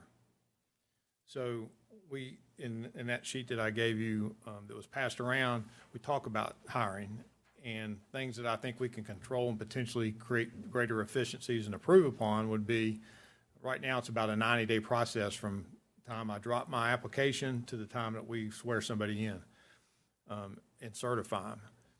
So we just added a second person to recruiting.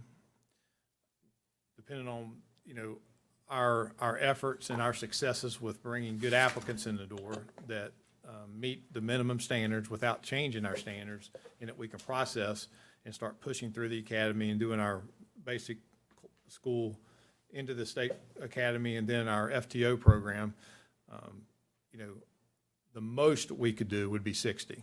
So for budgeting for maximum 60 would, we think, we wouldn't have the capacity to hire and train any more than that. With that said, we know we will lose people just through regular attrition. What we want to do is lower or create, better retention. So the people that we would want our, attrition rate to probably be around 5 to 7% based on just normal retirements. And on our staffing dashboard, we track all that. So for maximum budgeting purposes, yes, 60 would be that number, but we also know we will lose some people. And based on the numbers that we've used for this modeling, it is actually it's based on a number that we're actually, a few positions less now, just because it's been a few weeks. So I don't mean to confuse anybody, but I hope that makes sense. Number, though. Sir? You gotta put the number on the table. Well, I did. I said, you know, I can't, but there's certain things that I'm not gonna be able to control. You gotta set a goal, chief. I told you the goal's 60. I mean, that's, No, but what you said, here's what I heard you say. You heard the maximum people you could put through the academy was 60. But you also said we're gonna lose folks. So if you're replacing folks and adding folks, and 60 is the maximum number you're gonna get through the academy, then 60 ain't gonna be the number you're gonna hit. that'd be the number we would hit for hiring. I'm talking about, I want to know, what's your goal for net increase of sworn officer force at the end of next year? That's the key number for us. I understand that. Because we're doing this not just to help you hire, but to help you retain, so. Well, I think it's, you know, right now it's the retention is the priority. I think, you know, our recruiting and hiring, I think we can improve on that, but right now we've got to stop the hemorrhaging. I know, but what's your goal? And My personnel's goal? my goal would be that we have a retention rate that reflects just normal retirements. I know, but. Can you give us A an country idea? boy like me needs a number that he can relate to, where you think we'll be at, you know, in that increased sworn officer's position at the end of, you know, on June 30th of 23. Well, can I ask it another way? Do you give us a number of what normal retirements look like or people leaving versus what we're dealing with now? Yeah. It's, since I've been here, it's been about 7 to 10%. And that means how many people? I'd have to do, you're asking me to. Oh, yeah. To do math, and, Okay. that's, So we have 325 employees currently, right? 30 people a year. Yeah, so like 35 people. And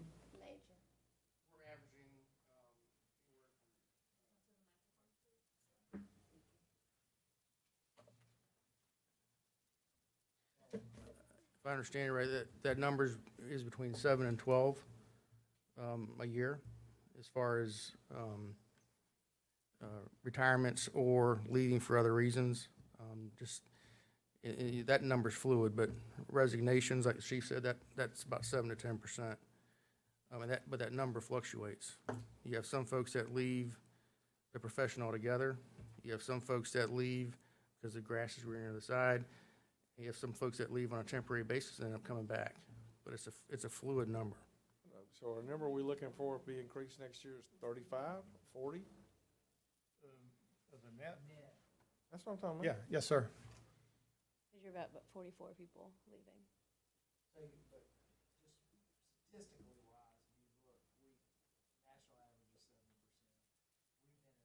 An average of 14.7 to 15% over the last decade. So what we're trying to do is reduce that number all the way around with this plan. So simply put, we're trying to increase the number of sworn officers that we have. And that's why I'm just asking the question. So we're gonna judge our successes. What do you think we'll be? I'm not dancing around the number. I'm, you know, it's just, it's gonna be a combination of improving retention and maintaining you know, our pace for hiring. I understand. And we're, We you need to know, measure success and accountability. and we're spending some money here. And like I say, I just think asking for what our level of expectation that we should be able to see in the net increase of our sworn officers at the end of next year, you know, at the end of June 30th of 23 is not an unreasonable question. No, sir, We it's should all not. have a target goal.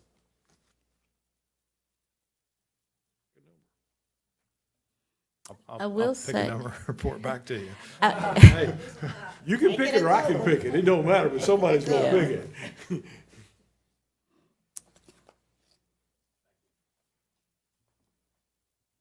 So before I confuse anybody anymore, any questions? I'll try not to. Let me tell you something, and I don't mean to be a stickler here, but Chief, I got to level with you. We should have some level of expectation on what we should expect if we're going to do this new program like this. I mean, if you think it's 25, I mean, say it's 25. If you think it's 60, say it's 60. But I'm not comfortable redoing our whole compensation plan with no, with just I want to reward our folks, but I think we ought to have a number that we can expect. again, Mr. Taylor, respectfully, I mean, I'm trying to give you that analysis. I just, what I just put in front of you, you know, in our budget session, I talked about the national, how the national average has increased 18% with departures and resignations this year. We're no different than that. We know we can forecast and plan for retirements. That's what the major just spoke about. We have, you know, a whole block of, we have a precise number of folks that we know are retirement eligible, when they will become retirement eligible, so we can forecast there. As we read our exit interviews, we look at different factors that have, you know, caused people to leave. Some are outside of our control. Some of them are in control. The ones that we read that I think are within our control is, you know, I guess what we have to, you know, quantify for your purposes. I'm perfectly comfortable with, you know, giving you that number. I just don't want to throw a number out there today. I know what we have the capacity to onboard. I do think, you know, I'd like to see us shorten our onboard, you know, our hiring, our recruiting and hiring time, because I think in 90 days, I think there are examples where we have lost people to other agencies that have, you know, had I guess have created a hiring opportunity quicker than us. They've taken them offline. So I think that's something that we can control. I think you know, what is somewhat ambiguous that we got to drill down on is really what is that realistic net number that you can hold me accountable for. It's not anybody else, it's me. It's you and personnel and the city manager. Well, it's me. I look at it as all on me. And let me tell you, just so you know, I promise you the people in District 4 are going to hold me accountable too. Yeah. And they're going to hold the mayor accountable citywide. I mean, so it's not like it's just a one thing deal. I mean, when we... And I think what we're talking about is at the end of the day, it's not only new hires, it's keeping officers from leaving, that retention, because what we want to see is an increased number of sworn officers all the way, and some of that's keeping, some of it's hiring. So that's what the number we're trying to get at, so that we're all working. Because this is a team sport. This is not just on you; it's on all of us. And let me just finish by saying, you know, we've talked about lots of things that we think have handicapped us a little bit, and I appreciate you and the city manager, and I think this council as a whole of really addressing these things, and I understand that nobody likes to put a marker down, but you know, if we're sitting here a year from now, we're you know, and we've addressed A, B, and C, you know, we just need something that gives us a barometer of it's working or it ain't working. And that's why I've used the number net every time. You know, what do you think we can increase our sworn officers position? Because I'm looking at this memorandum that you handed out, and I will challenge our personnel department and the police department. When we're talking about salaries, we have to add in what you can make on the I don't want to say on the side, but as a contract deal, at $35 an hour. I mean, if you want to pick up an extra, you know, 10 or 12, 15 hours a month, that's a pretty good income supplement. I mean, if you want to do it, you don't have to, but it ought to say it ought to somewhere in our thing say you can earn up to X or something. So what's the number? So, and I was going to say, Mr. Taylor, as well, and Chief, I think what is uncomfortable probably in what I'm seeing, what I'm watching the chief do in his answers is he's basing his answer off the what was and not what we are about to become for doing this. So you're going to have to not base your answer off what we've been doing and the exit interview and what's typical. You're going to have to think about this seriously and base your answer off if we become what you've been saying, and we all have, that capital city police agency, the police department that now has this. And I think you told me today nobody else has this that you know of. So I hope I'm not now, you know, branding us or everybody's going to start chasing behind us, but that's okay if they do. But you also said today that, I think you said the beach, North Myrtle Beach, or the beach, Myrtle Beach is going to a minimum of 50 or something like that. What's different about that, though, is, and some of the other agencies, the state, are going to that minimum, but they're not incorporating the steps. So what we need to do is base our net on what we're doing beyond bringing it to the minimum. Everything we talked about today, that we're forecasting for individuals who want to go into law enforcement, what it will look like for them in the years to come, or if they want to get promoted, or if they want to stay a master police officer, they can project out. We need to forecast for them if they want to get off-duty pay, what additional pay they will get, and market that. And when you market those things, take that into account when you give this infamous number to us on what you think you can achieve. Because I think that's a different story to tell to someone who wants to come work for Columbia Police Department now. And maybe that will help you come up with that net number. Yes. June 30th is fine for the number. I'm talking about June 6th. I agree with the mayor.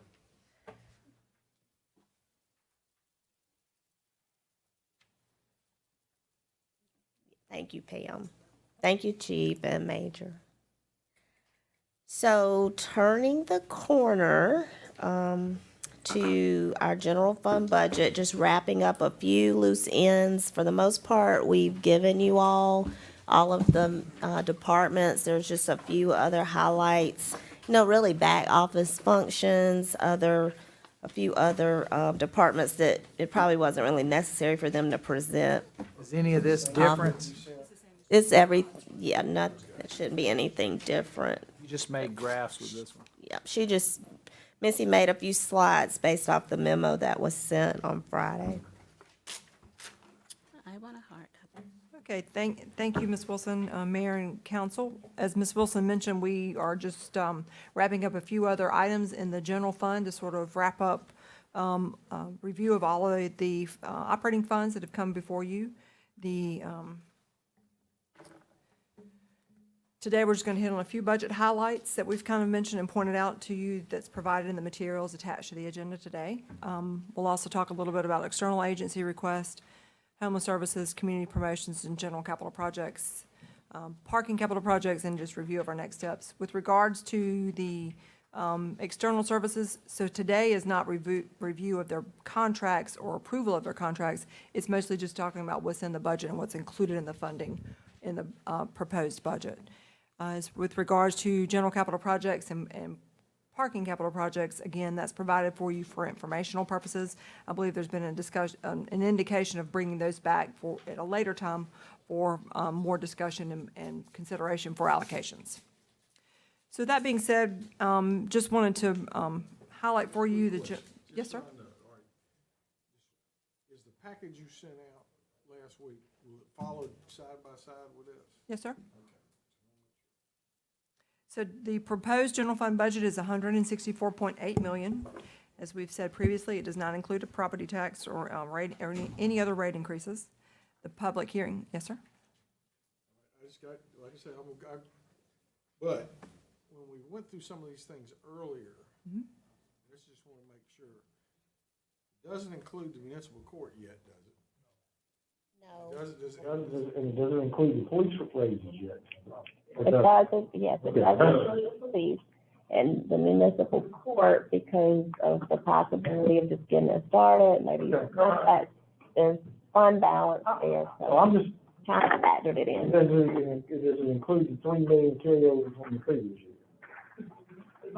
The budget still does include allocation from, or it does include as part of the revenues and transfers in $3 million in surplus.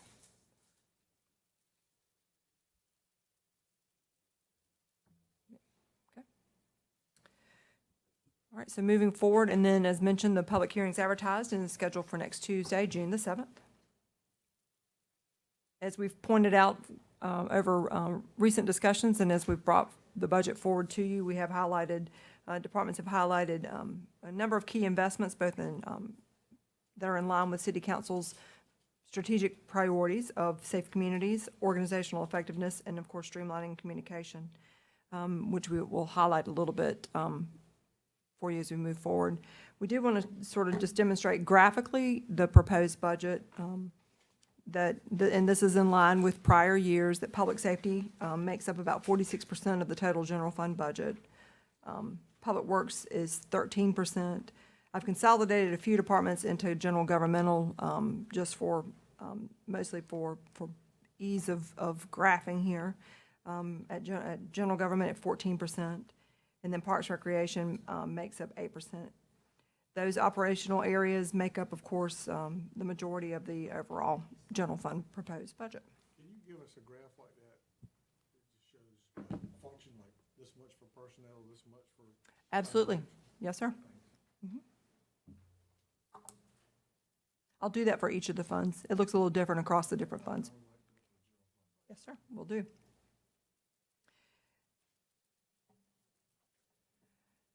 A few of the items to highlight that were highlighted in the memo with regards to certain departments, especially in areas that have specific interest to City Council, that's been discussed, especially over recent months, to include public relations, marketing, and media, their department, a number of consolidation of existing resources. There's no new resources applied here. These are existing resources that have been aligned in the public relations department. To be able to focus on citywide marketing, communications, and our social media platforms. There'll be, as we go throughout the new year. Also within the office of the city clerk, replacement of the citizen portal, if you will, or the citizens response communications. I think many of y'all have discussed over recent months. Yes, sir? I mean, go back to the public relations. Yes, sir. Just curious. Two questions on that. On the water and sewer transfer, is that a separate transfer? Separate transfer, or is that included in the global water and sewer transfer? This actually would not be a transfer, it's actually an allocation Of the water and sewer fund. Yes, sir. Yes, ma'am.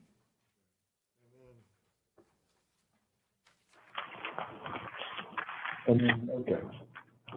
And then you break it down for what you had for external partner contracts, didn't you? Yes, sir, but we can provide that information. At least you know I spend time looking over your heart. I know, I appreciate that very much.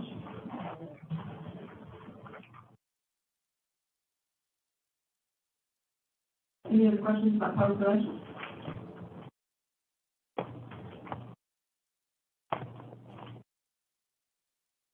Anybody have any other questions on that? Included in your packet was a combined budget for all the funds, and then you can work See the across. funding for public relations in both general fund and water and sewer. And again, that's in an effort to address some of the streamlining that you all had brought to our attention, where maybe there was public relation functions going on in other departments. And as mentioned, Office of City Clerk, we covered that one. Human Resources is highlighted. The clerk's office, though, going back to your budget, it was one of the things that I highlighted that threw me off. Was, how much was the election? Is that what the massive cost was? So $185,000. 185, so that's the difference in.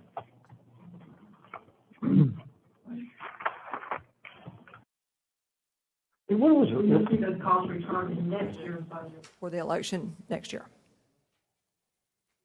Not in this coming budget.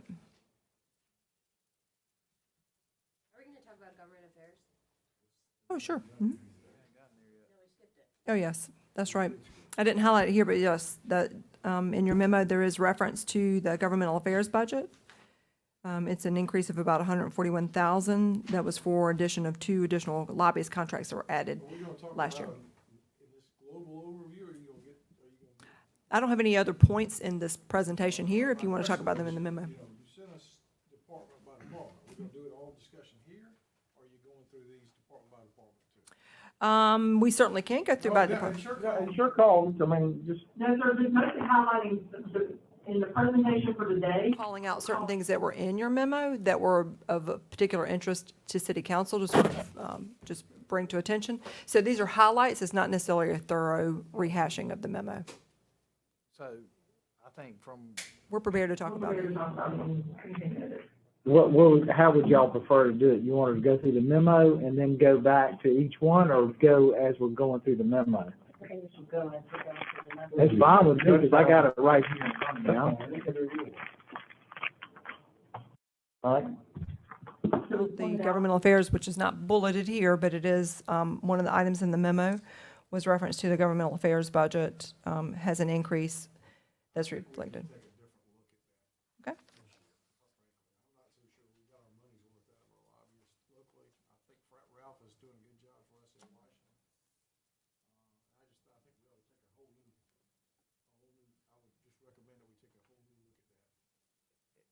and I would add to that, We're not obligated in any contract at this point, correct? The contract's in at July 1? It's June 30th, June yesterday, 30th. and So we have a little time. I think this is one of those work session items that we need to discuss about how that path's going to move forward and how we want to structure. I think we talked about different structuring options possibly of how we could do legislative moving forward. I like that, but we would do this in this budget, corrected in this budget, right? Well, no, right now, we have an overall dollar amount to think, so. Have a whole- here- I understand, but we may want to allocate those dollars somewhere else. Well, that's what I'm saying. We would do that in July. We don't have to do that today. That's correct. You guys. Because we'll amend the budget. We have no contracts come July 1. Councilman Taylor, is your issue the additional 141, or are you just want to start from scratch? Items.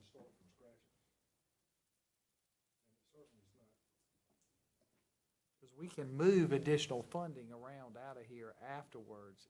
Because we've got advertised a bottom line price, which is a number. The number price are just terrible. And bottom line budget number. And so, but this is just. I don't mind not getting into it today. I would like to get to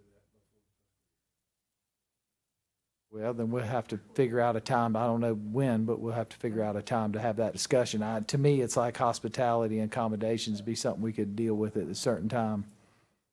It's, I will say I have a concern with the additional 141. That's a pretty significant investment already. And when we look at some of the other needs, I'd like for us to revisit the number of lobbyists we have locally. Okay.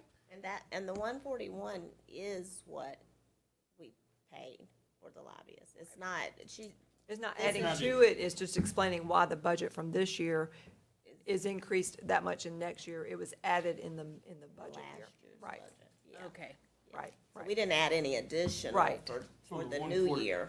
So the 141 is not an actual addition. It was an amendment. It was already there. Because It's when new lobbyists were brought on Yeah.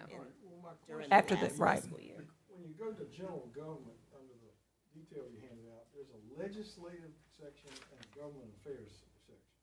So legislative would be the mayor and city council's budget. That's you. And I apologize, that's correct. As Ms. Wilson mentioned, some of these costs you're seeing as the annualized cost of things that may have been added in this current fiscal year. So the 141 reflects what it was added in the middle of this, or some point in this fiscal year. So next fiscal year, that's what it's adding to I it. don't mind saying, one of the things I want to look at there is the possibility of replacing the lobbyists with our own internal lobbyist that's concerned as an external affairs person.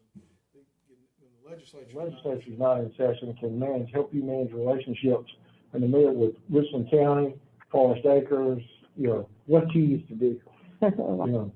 Question, with respect to the contracts, do all contracts end at the end of the fiscal year?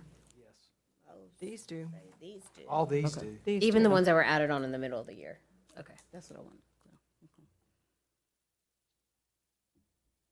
Yeah, that's what Missy's saying.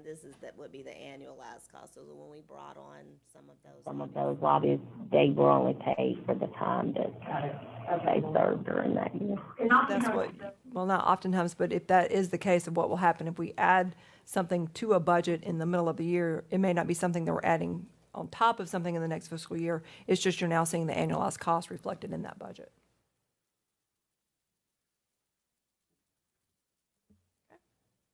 So just for our clarity, Mayor and Mr. Taylor, we're going to move forward with the amount and have an additional discussion at some point, even if it's after July. Because we'll just have to amend the budget if we change the whole value there. We've already advertised the overall number, so if we decide to change something, we can amend and shift that to another department or use it however is necessary. That's correct. Today, It isn't a reflection of the contracts you're approving as much as it is the funding that's available or what is in the budget for those contracts. You're not approving the contracts today, you're approving the budget, a budget that reflects the cost of those contracts in the budget, if you were to approve them. And that's true for any item in this case. So for the organizations or external investments we're making, we're just simply improving the dollar amount, not the provider contract itself. Or in approving the dollar amount is really relative, as the mayor has mentioned, in terms of approving the overall budget and then how the allocations work out. Could potentially be adjusted as we move into the actual time for those contracts to come forward to you for renewal.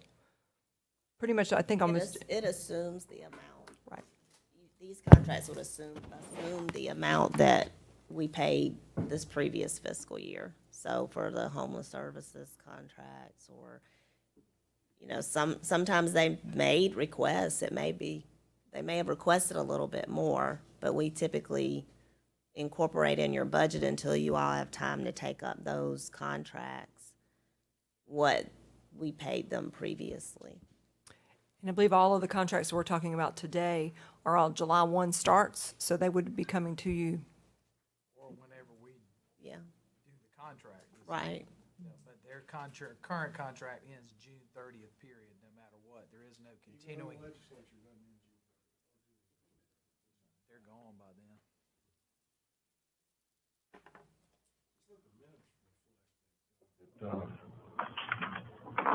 That there's concern for the allocation of funds in there. yeah. I'm not saying because I've never been through a budget here at the city before. I've been through them in a lot of other places, and it's amazing how when you get into the budget year, you start here, something, well, that's what we thought, or this, that, and the other.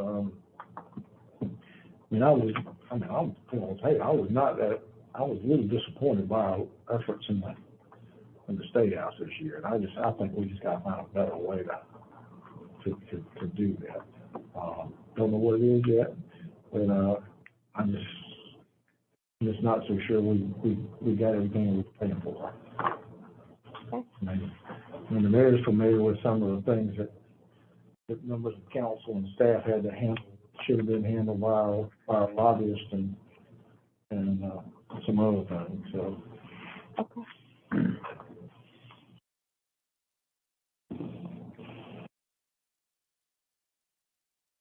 Moving on to human resources, there's, most of the focus on Resources, human.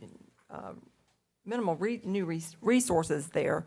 Most of what's added there is just the ability to do some additional focus on recruitment, like with the job fairs and some other efforts that you've seen this year in terms of streamlining and helping to improve the onboarding of employees in order to shorten the hiring time frame. And part of that, I think, is the same thing we were saying earlier with the chief, is we gotta have goals. We gotta have a set. If we got turnover here and the things that we're doing to create a better atmosphere, how we're recruiting, I think we've had a lot of discussions about what we're doing, the criteria, all of that. I think we gotta build in that there's expectations about what the outcome's gonna be. Right. And Ms. Davis has mentioned before, she just needs to know how many people she needs to hire. So she's focused on those efforts as well. So, and this is to help be able to help support the departments in those recruitment efforts as well. Can you give to us just a projected, I would use budget number of expected new hires a gross number before we approve this thing final? You want us to get you a projection of the Okay, well, I think that's Conversation we would need to have, but I think our target is 400, I think, or so was the expectation, but I think we'd have to sit down and take a look. I think police department has mentioned 60. Utilities has mentioned 80. I went from 60 to a much lower number. Right. So, It's supposed to be a zero-based budget, so it should be zeroed out, so. plus or minus 10% ought to work on them projected new hires. You budgeted them in. new hires and retained. Net increase. Net increase. Well, Increase. I would not, I mean, that is a number to use, but I would prefer to have a, how many do you plan to hire? In the different, do you see them? Like, I would rather see this is the goal of what we think we can hire. And I want to see, retention to give you that net, but I don't just want the net. Because I think that. You want it broken down. Yeah, I want it broken down. Yeah, that's fine. And in that way, we can talk apples and oranges, yeah. What I'm trying to get to, Ms. Harvick, is in the budget, there's a fairly significant increase in the general budget from what was budgeted last year to this next year. I just like to kind of get a feel for How much of it is additional people, and I can do that if I have a number. Missy, is this $24 million for fire department? Is that our contribution to the contract? That is just that is just the city portion of the fire department. and that reflects operations of city fire stations. What is that? What's the ballpark once the county's added? Yeah, I'll do that. 22 million. I believe it's also on the combined fund summary that we've provided. Oh, perfect. And of Thank course, that's what's to that point, while we're there, that's what's been submitted to the county for approval. That's not what the county has approved. That number is still pending. And the request for the county portion is 21.5 million. So is that pending amount going up or coming down? Can we stay on track? We're moving down this memo that you provided. It's a request is an increase, but it's not determined funding, it's just request of the increase. Okay? And we can go back and ask any general questions. Okay. Just curious, I mean, will you let us look at the citywide referral program as when you're ready to do that? What is, just curious, what is one city? So it's a program that we started with Richmond School District 1, where Okay. we've gone to the schools to create a pathway for kids who don't want to go for 4-year college track. To work for? Work for us. So we've got 8 kids currently, one on Okay, the top. perfect, that's all I need now. Thank you, man. Awesome. And Denise, can you look into the other program I shared with you that Taylor had sent us. Okay, thank you. And did you say that was Richland School District 1? I just wanted to confirm. It's a note in here that I would just make mention, I work towards a paperless onboarding process. Just remember our blue collar folks, the guys in the field, let's don't box them out of that.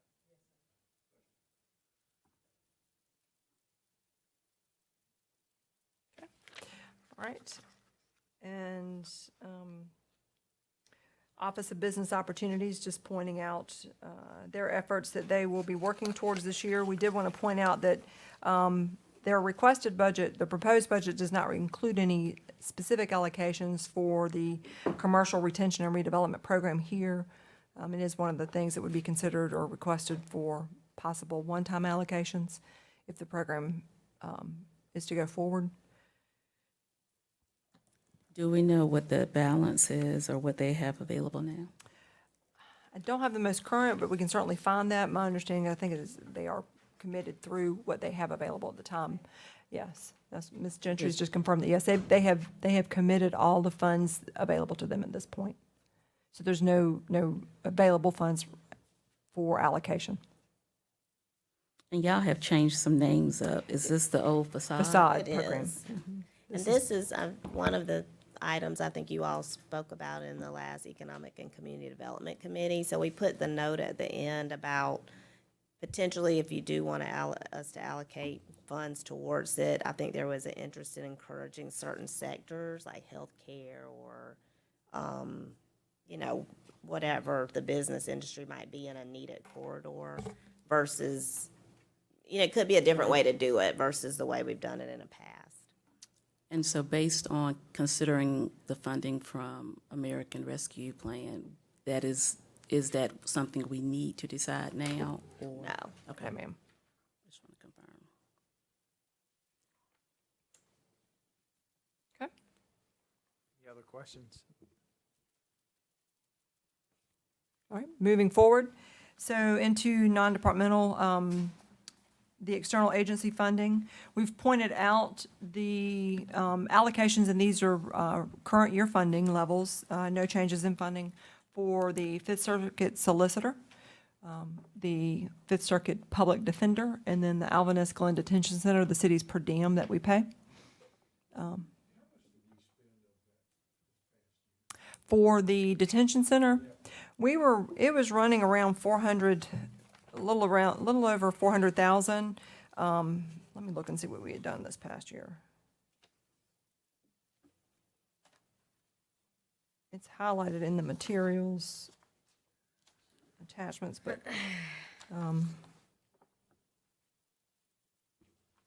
Joe, what was your question? I'm sorry. 403 in 2021, and right. we just have budgeted 500 this year. We don't have an actual yet, but 403 in Right. 2021. We are last tracking, we are above spend on last year, but still within our budget. We had an increase this past year again, too, didn't we? The rate has not increased in several years since those recent those discussions from a couple of years ago where they were doing annualized increases. They have not. Loops. Yes, they were. You're right, sir. It actually was a leap. The current rate is 71 per inmate per day. 71. Per inmate per day. day. They call it per day. That's a big difference. Mm-hmm. They're there 24 hours. Every 24 hours, that clock starts over. 24-hour clock. Mm-hmm. Yes. So is it prorated if they're just there a couple hours? No. So it's not prorated, so it's not 24 hours. The minute they're in there, they charge us that daily rate. Things that at some point in time, we need to have a discussion on the county. And I don't know how it affects this budget. That's the thing is, And I will defer an eventual decision to the homelessness committee. But if we're gonna accept and carry the social cost of the Midlands internally here, meaning the social cost of homelessness from the county, they come into the city and we have to arrest them, and we take them back and we gotta pay. Something's just not equitable there. And I mean, I'm not gonna call the chief for a number on this one, but I mean, I think at some point we gotta have a discussion on this, because that's a pretty, and it's not as much as it would cost us to have a jail by any measure, but again, where does the equitable? Well, this goes, unfortunately, this is a long history discussion. Until Mr. Brown came, we never even had an opportunity to see any of the jail numbers. Us, Forest Acres, the other communities within the county all pay. The county doesn't pay. So I agree with you. I think it needs to be part of the discussion. If we're gonna carry the social cost, somebody's gotta share the cost burden on it. Because if we arrest them and take them to the jail, it costs us $71. If we arrest them and drop them off in front of the jail, you know, I just say that as an example, you know, I mean, again, we're making it cost advantageous, I think, sometimes and it's not just Richland County too, it's all of the municipalities and government entities around here. I just get that on the record during the budget process. I'm not gonna figure it out today, but just. We don't have any consolation, but the per diem is paid when they are arrested on city offenses. If they are picked up on city offenses, or picked up on something inside city offense, we're not paying that fee on that inmate. So this would reflect every inmate. is taken from police department to the But detention I center. would think loitering downtown or panhandling is a city, Right. as a city City offense. offense. And that's my biggest concern, Trespassing. frankly, is with the homeless side. Again, asked to bear the social cost and the fiscal cost, I just don't know if that's equitable. Something to look at as we get into the new fiscal year.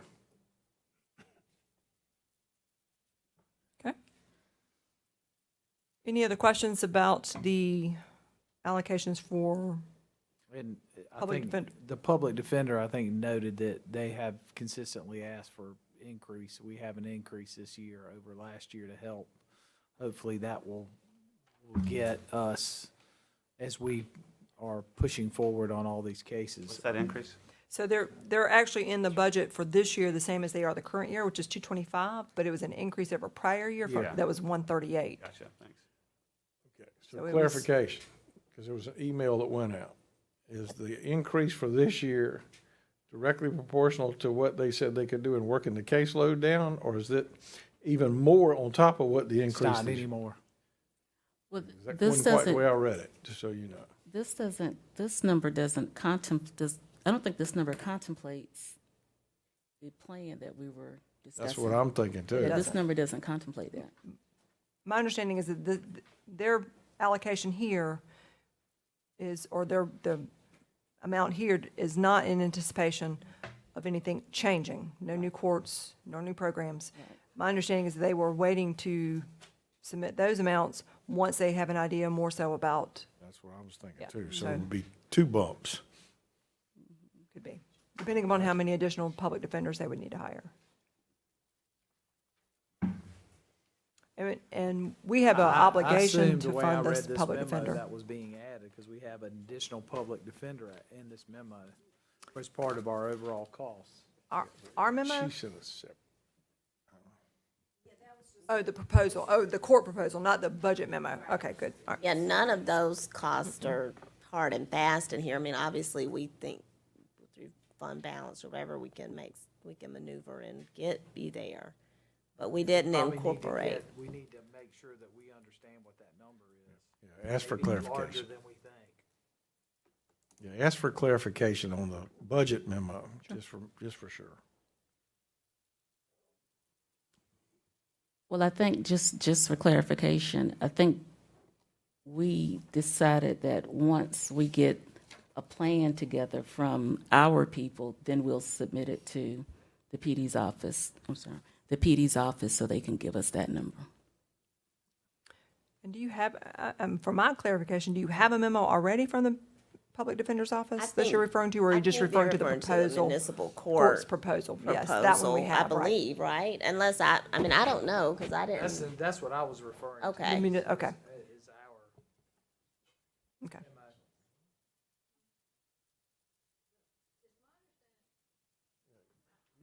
You sent something out. I sent what we were. Yeah. No, I know what you meant. My understanding is that the public defender is requesting the same amount pending no changes. If changes are made, they're requesting an additional attorney, which is what I and saw, our about office would be an 66,000. additional prosecutor. We got a budget here. Need to add that to the list.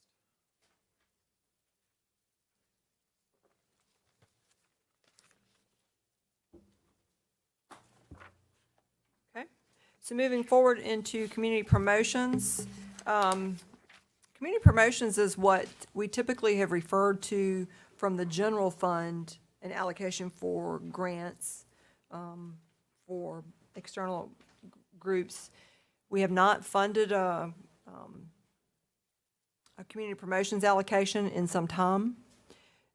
So these funds would be offered up, and what our recommendation is that we issue this through a notice of funds available through an actual grant program based upon direction from city council in terms of parameters of any type of grants you may want to consider for allocation. The reason I asked for us to look at putting community promotions in was really focused on micro loans to enhance neighborhoods and corridors, cleanups, plantings, things where there's funding sources to help generate those neighborhoods to get engaged and do things to improve. I'm not looking for this to be all open to all organizations. I want this very targeted on building back that pride and beautifications in our neighborhoods and giving them opportunities. If you look, a lot of these neighborhood signage is terrible. It's all rotten, things like that. We're there, but they have to be engaged. And I think we have to talk about the parameters, because the one thing I want to make sure that we're doing is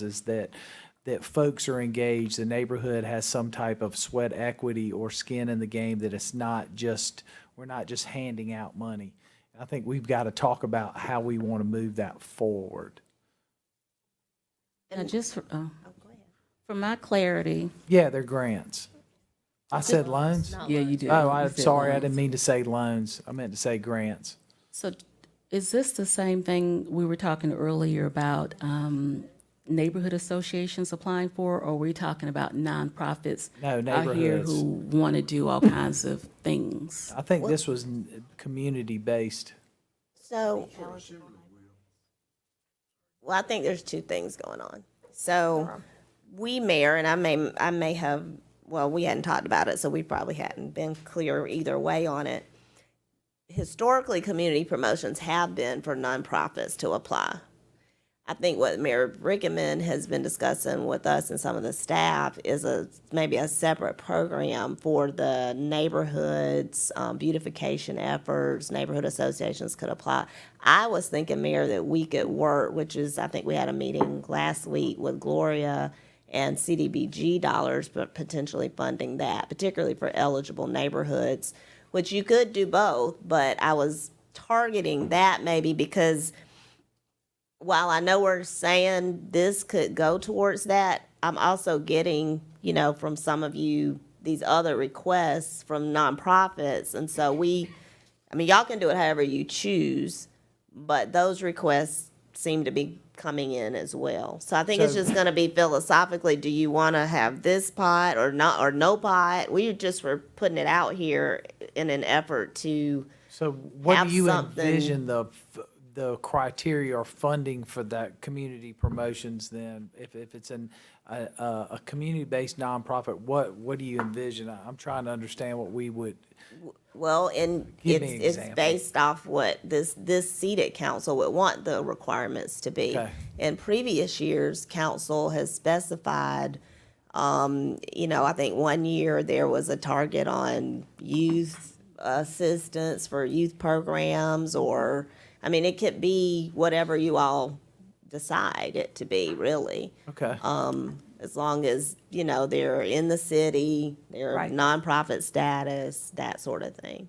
And They'd be grants, and we would limit the grants Correct. You could. to a dollar amount. Yes, sir. We could certainly propose parameters around the grant structure and then get the guidance and input in terms of the type of grants you would want to make, to bring that back to city council Okay. for consideration before we would release a notice. I think we should do that. I think it's very important that there's some real parameters around the funding and part of the enhancement for the community. It'd be similar to how we do hospitality tax now. You'd set certain guidelines around how you would want to administer the program, and we would issue that way. And these It would would be be general important fund. to have a distinction between, look, I don't want this to be folks that miss the age tax deadline and then applying for this if it's open to all nonprofits. There needs to be a clear goal Yeah. for why I think that's what we're we just have saying. this separate product. Okay. And these funds are these are general, Yep. they're general fund dollars, so they don't come with the same restrictions, but they certainly, But we can put Could the be- parameters and the right. guidelines around it. I think we have to be very clear about what those are. yes, they still have to be public use. I was just asking Ms. Wilson, I think it used to be action grants that we had for the neighborhoods. Hadn't heard that name in a long time. Those are, But I that's think we do HUD. need both, yeah, if we That's can do HUD. both, use CDBG for that, and the other one, I think that'd be great. Yep. I don't know how far $140,000 goes. Mr. Right. Duvall, Mr. Mayor. Yes. Tina and I have met twice with a group out River of Road that's doing a after school and summer program, and they have about 50 youth from 2 housing complexes that are in the city of Columbia, although I think that the actual site is not in the city of Columbia. They've asked us for consideration for some support for that group. So I would like to make it so that we can at least give them an opportunity to make their case for not a considerable amount of funding, but a decent amount of funding. Yes, and I think I had mentioned to you all earlier, I'm sorry. That I've had it by tracking 4 organizations, and y'all, some of y'all have probably met with them too, particularly trying to do things with youth. And there's just, it's so hard to, first of all, I always tell them to wait till CDBG, and they all, they typically miss CDBG. But if we have an opportunity to let all of them go through a process where we aren't involved, I think too would be pretty good. I think, where we are right now is we've got to develop a specific criteria, and around that, before that can be released, and that we understand completely, what those boundaries are. That could be one of the items we bring back to City Council with regards to parameters, as mentioned, for future discussions. I also saw in the budget that we have a very robust and looks like very good summer program at our park system. And do we want to compete with our parks? Do we want to lead those youth into the program our park does? Because that summer program looks fantastic. Yes. Or is that No, in I'm addition planning to to? sign my son up. Is that in addition to, Henry? I can't hear you, Henry. Oh, what Duvall is speaking, what Well, Mr., those you're are- talking about what? You those are- know about what council? Right. Oh, okay. I mean, gotcha. those are other programs. So, Yeah, that has nothing, yeah, that's not city. Yeah. Right, well, I was just saying that the program that Councilman Duvall is speaking of is a specifically targeted population that the IRMO mayor has been working with. So that's different from what we have created for our summer programs.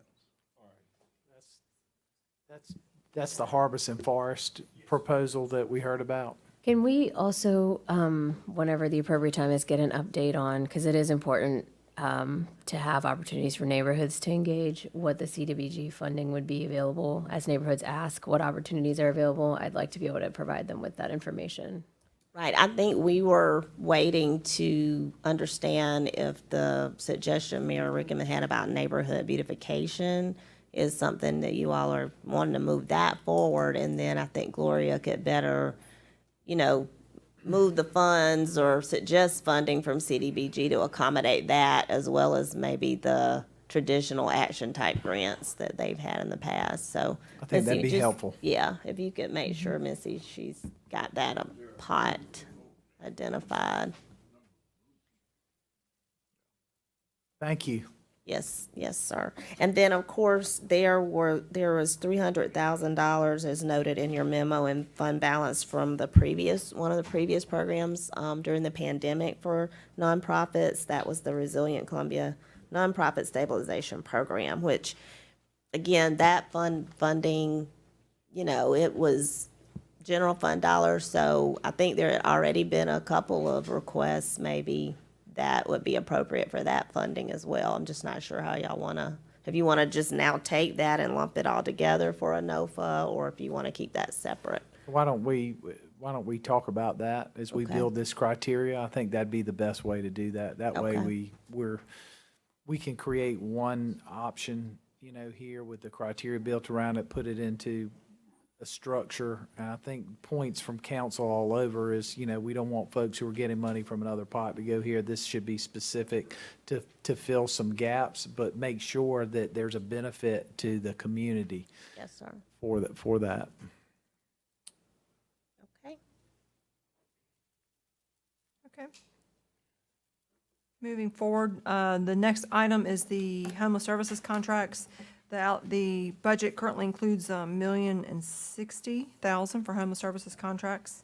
The total request of the contracts is $161,000 for this coming year, which would cover the operations of the Inclement Weather Center. We have 1 million, right? Not 161. We have $1,060,000. Okay. The request is $161,000. Okay. $1,061,000. Transitions contract, transitions is also included, request, and then USC Supportive Housing.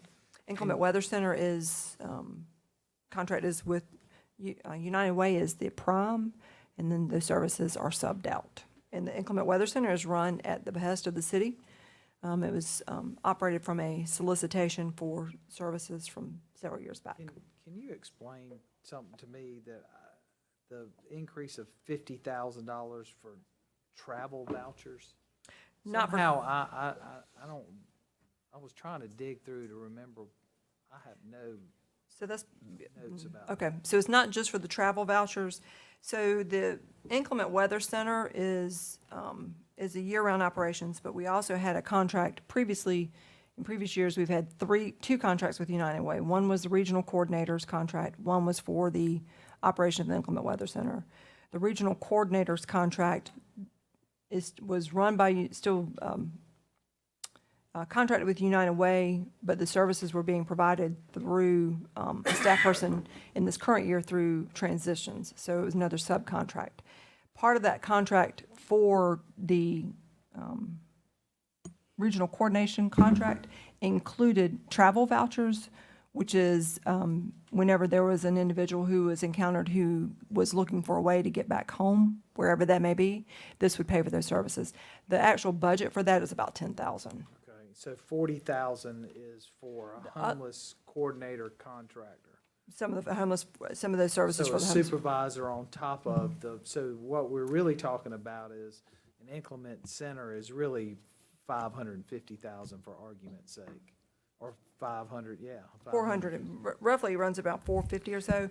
The one outlier at this point is that they are still waiting on cost projections or cost proposals from the security services. Security services have had significant increases. Those are obviously things they can't control the cost on.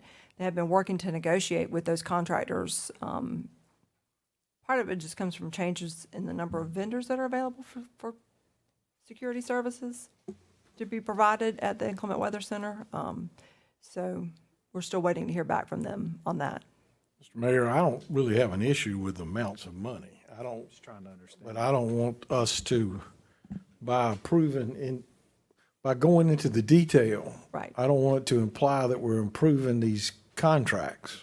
Right, you're not. So okay, I just, notice I use the word imply. Right. So again, I'm fine with the money, but the details need to be worked out, and some of them need to be really coordinated through our homeless committee, because that's another one of those places where I'm not an expert, so I can't say for sure whether the money's been spent right or whether we've created accountability. I mean, sometimes I wonder that the more we spend, the more homeless we have, and so I'll trust Dr. Bustle's committee to come up with the proper solutions on that. I think Dr. Bustle's made a valiant effort at the first task force meeting to kind of put that on the table, that those just items would still have to be discussed. And I know I also, because I probably had more knowledge of it than she did, being that this is some of your first time dealing with those contracts. But I did say at the task force, Mr. Taylor, that I was just from my vantage point observing that I thought that, that task force would be the opportunity to really go through those scopes of work, see if, based off what the urgent needs are right now, if those things are being addressed, or if we need to make changes. But we did reference the fact that the contracts. I just would like the record show that we approved this much money for homeless services, but not specific amounts to entities. Right. I think at the task force, the question that was asked was, are they line items? I think that was the way the question was asked. That's what I'm saying. Right. What I'm saying is they aren't line right now. Right. What I answered was historically, they have been. They have been historically, but again, we hadn't had this effort, we hadn't had this task force, and so I was just trying to make the point, yes, they have been, but I think this is the opportunity to revisit. You agree with that, since you're the chairman of the committee? Yeah, and I was gonna say, the line item is just homeless services. I'm fine with that. Yeah. Right. Right. Yeah, it's That's been, what- They're but to asking your about point. specific line items. And I correct. think there's one provider in particular, without calling any names, that I think we have to look at some accountability issues on what we're going to do going forward. We have historically budgeted $1 million thereabouts for homeless services in the budget. And because these contracts have just carried on over a period of time, it's been implied, to your point, I think that they're line items. But now you all are going through a different effort, so. Well, we've done some other departments and other issues. We've approved amounts. And Right. said we were going to revisit the allocation within that amount, and I would like the same referenced on homeless. And for this, and for any item, no matter what it is, if it's contractual and it's over $50,000, which all these are, until there's a contract that comes before you, it's not I understand. approved. I just don't want, I know, I the wanna way that, control the level the of way that it's expectations. written, I think it's important based on our discussion, that it's clear that we're revisiting how we may be approaching, funding, homeless services, but I do think it's important to recognize we're continuing to put over $1 million towards homelessness. And, you know, if you count some of the CDBG and American Rescue Plan, it doubles us to $3 or $4 million. So, yeah, I agree. I think that some of the work on the committee will help us get more of an understanding. Yes, ma'am. And then my last question, do all of these contracts end at the end of the fiscal year? These contracts do. Well, I think the issue for me, of course, is accountability. We approve monies over and over and over again without any real accountability being placed on the table. I'm not gonna call a name, but if it was left up to me based on their track record, I would say, put some skin in the game. Put some skin in the game. And if skin is not in the game, then I just don't think it's worth funding because it's not working. Yes, sir. Thank you, ma'am. I'd like to echo what you just said. Sir? I agree with you 100%. Let's put some skin in the game. Yep. If you want our dollars, city's dollars, where's the skin at in the game? That's right. And for one of these, and again, I'm not gonna call a name, but I have some real trepidation Sounds like with Voldemort. I'm not gonna say services. his name. Excuse me? With services not being provided in a fiduciary way. Thank you, ma'am. City Manager Wilson, when Yes, we ma'am. do give out contracts through the general fund, this is more of a process question. What is their reporting requirement and who reviews that? Because I'd be interested to hear kind of, is there an end of contract report they're supposed to give? Do they get feedback? Or is kind of the assumption, all right, I submitted it, checked it off, and hopefully I'll get the money again? And So- be honest. Yes, ma'am. So typically with the homeless services contracts, I mean, there's all kinds of contracts throughout the city, and all should, for the most part, have project managers, if it's through a department, that kind of thing. With these, historically what we've done is the providers do give like an annual report. They come before the council and report on their activities from the previous year, and also in the context of what their request is for the new fiscal year. And we typically try to get those scheduled pretty soon after July, after the start of the new fiscal year. So I think with this process you all are going through with the task force, it could be that, some of that is funneled through the task force. But typically Missy is charged with receiving on their reports, and she and I look at them, and then we bring it to council. That's the way it's worked with the homeless services contracts. you know, we get those annual reports or whatever, but I think what we've been discussing as we move forward, when we start contracting with folks, that we want accountability measures with our partners, not only for us to be accountable, but for them to be accountable, and outcomes. We want to know that we're advancing the ball and solving some of these issues and reducing those amounts. And I think unless we have it in a contract spelled out, we're not going to get that. And I would suggest that that the homeless services as an example, that the committee, specify the outcomes that you would expect, as an outcome of the committee on the memo. I think that would help the city manager, help finance and everybody. I think that, your committee's the one that will know the drill. And I think that's what Reverend McDowell's saying. I think that's what you're saying is let's put a measurable on these things. Is that kind of where you're coming at? And you committee take over that role of putting that? Yeah, I'm just not, typically when you receive a grant, and this is outside of the city, you have we don't have the capacity of having a project officer or someone dedicated to following the progression of how much change that they're making, or if they're making any change at all. And so what I'm trying to understand, going back to Rev's point about skin in the game, is how, we can create all of these measures, but do we actually have someone, what is the measure by which, they could write anything, right? Is there any sort of follow-up to if the measure was actually achieved? And that's my concern, because when you are in a grant style and you have a project officer or somebody that's following your grant from birth to end of it, there's many more opportunities to fix things along the way. And I know from a city perspective, we just don't have that right now. So that's what I was kind of trying to open up the discussion in general of how do we build in accountability, but something that's actually meaningful. Well, I think one of the things that has to take place is, what's the track record? What has been the track record? So there's some historical stuff there that we don't have. What we've done over the years is just, here's the money. What's the historical narrative?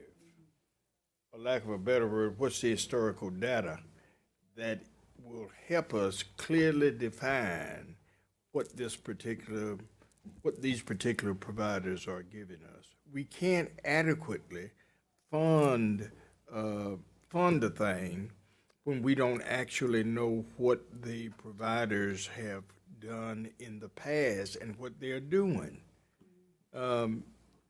It just doesn't make any sense right now. So I think it's very useful for us to look at that, to make a determination on what that amount ought to be given to that particular provider. And what you want to accomplish now. That's correct. I think it might and I be think a that's little the bit new different. paradigm. That's the, because the paradigm has been sort of skewed in a sense, in that we've just given money.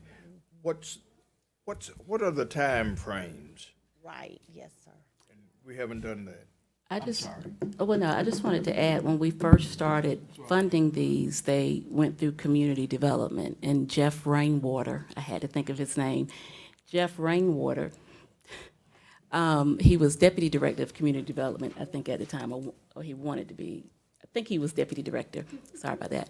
But in any case, he helped get those contracts started, and then I think once they became on the annual, and then he left, we didn't create another position or give that assignment to anyone.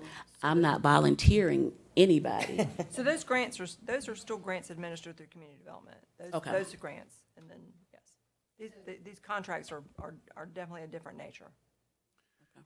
So these contracts are not administered through community development? No. Okay. They're not what? They're not administered through community development. Just curious, when we make the grants, how do we pay the money? Do we do it in lump sum, or is it paid out over the course of the year? Is it monthly, quarterly? Or does each grant say? For grants. Or for contracts or grants? For these contracts, I administer these contracts, and for these contracts, for the inclement weather center specifically, they do ask for an advance, and then they draw from that advance for the first quarter, but then after that, everything is done by reimbursement. So they spend, and then we reimburse them for their cost.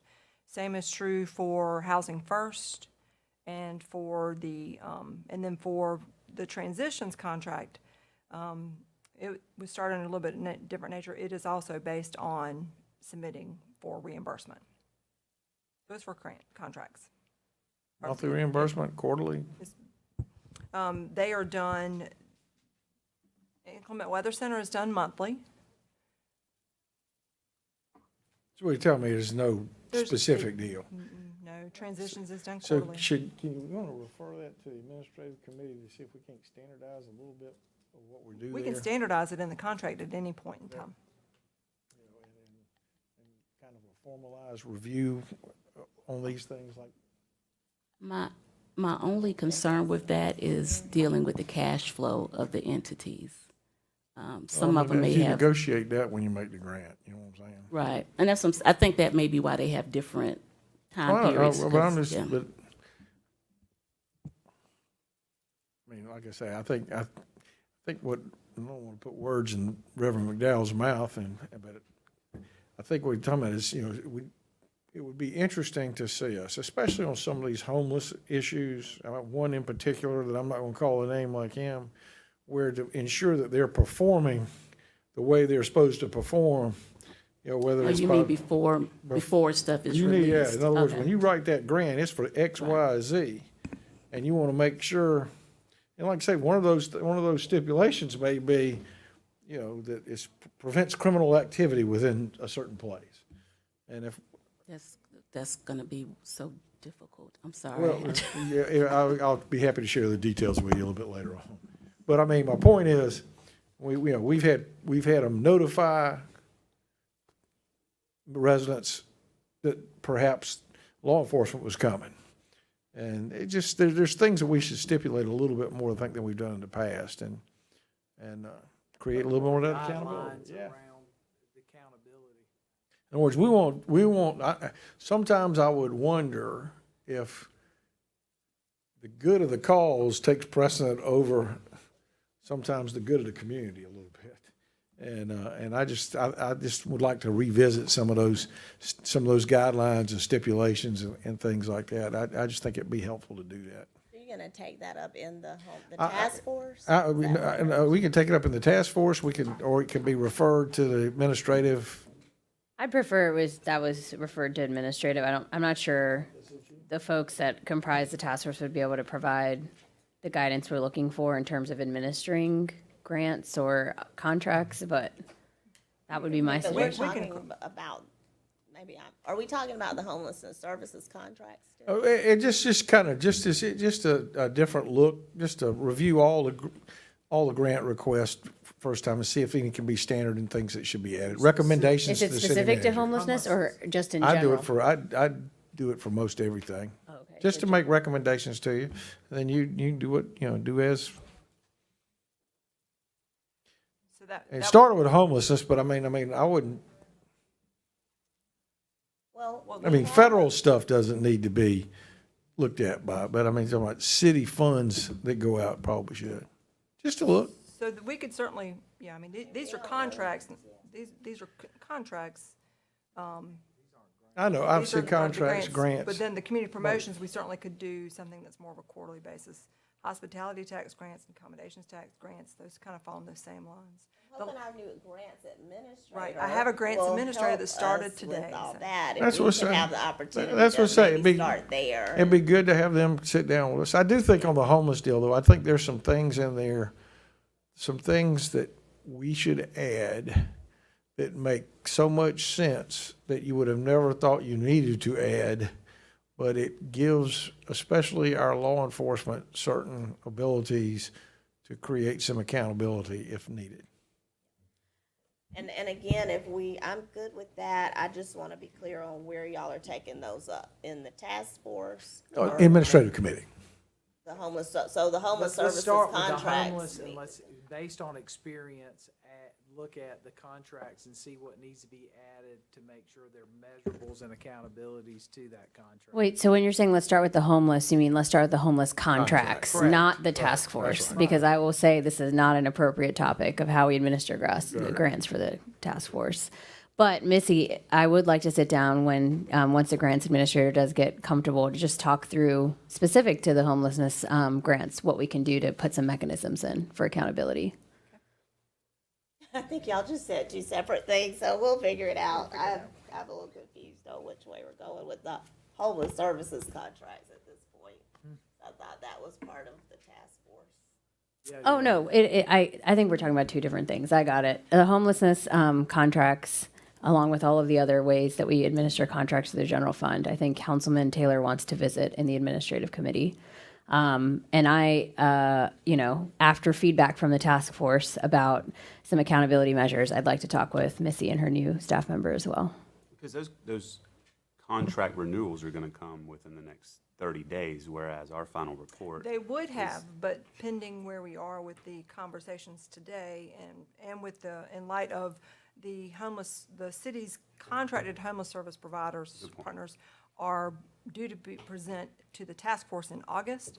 So we've already let them know that there could be some delays. Okay, so the final. We'll need to either renew where we have to extend, I guess, for a month or so where we have today, and then move forward. For the final report out of the homeless committee will set the path towards where we want to go as a council, and we compare that to where the contracts, what the scope is.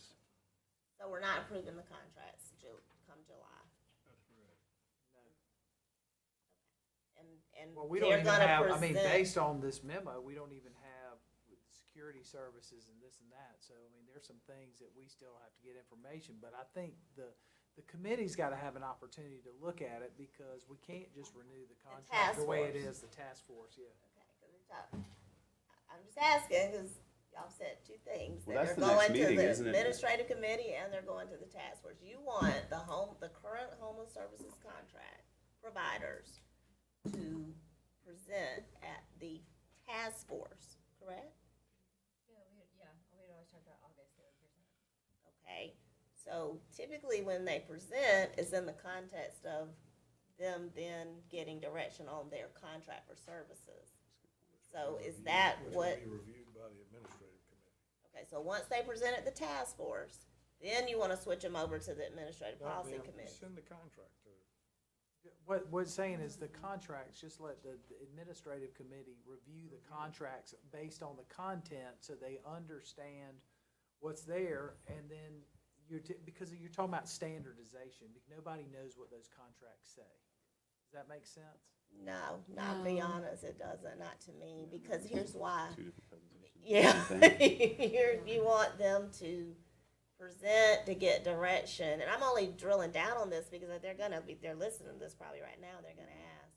You want them to go through because this is what y'all are doing, that's the purpose of the task force, right? So you want them to present at the task force, which is what they always typically do, all right? And then you want them, then they'll just do that and nothing comes of it because you got this whole task force working with them, giving direction on what should happen with these providers, right?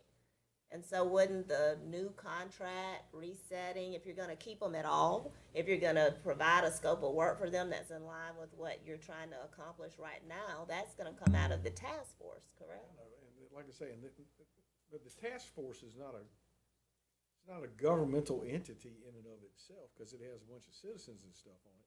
Let it then come to the committee, and let us just make sure that we like you're on the committee, aren't you? Yeah, and just let's make sure it's got that we as council members agree that it's got the accountability in it, and then it goes up. I'm saying Most of them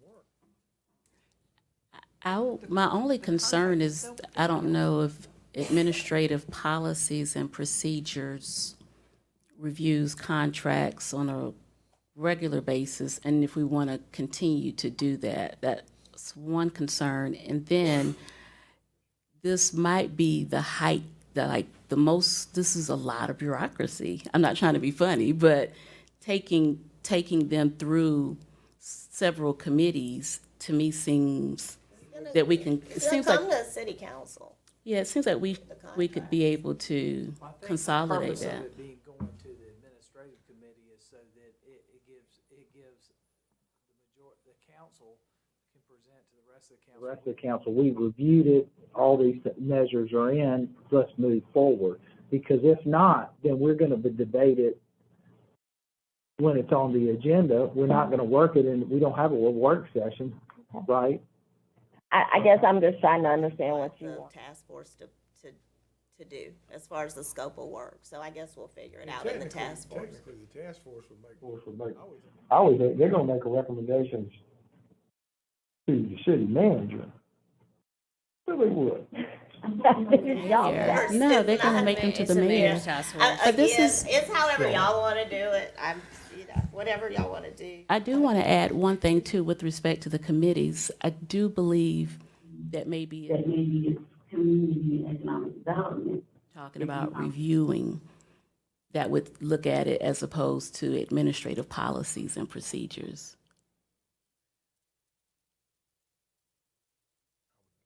Respectfully disagree, because it's not looking at, it's just making sure the grant is done in a way that's acceptable, not necessarily the outcomes. The grant is set up acceptable to city terms, for lack of a better description. I think you're overthinking this.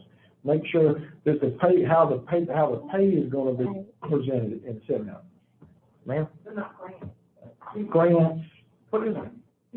Same difference, okay? And they go to legal, so for all kinds of administrative policies. Just to make sure there's, again, hey, look here, what we've been doing on these grants and contracts and whatever else, I don't know if it's been delivering quite what we all would have expected it to deliver. And I, again, just making us, again. So just for these homeless. You're suggesting they If that's what makes you happy, that's fine with me. That's what I'm talking about. Well, I think Got a lot of contracts in the city, so I'm just. No, I don't want to look at, no, this is, I don't think anybody wants to look at all those. Just asking. Those are going through legal already, so.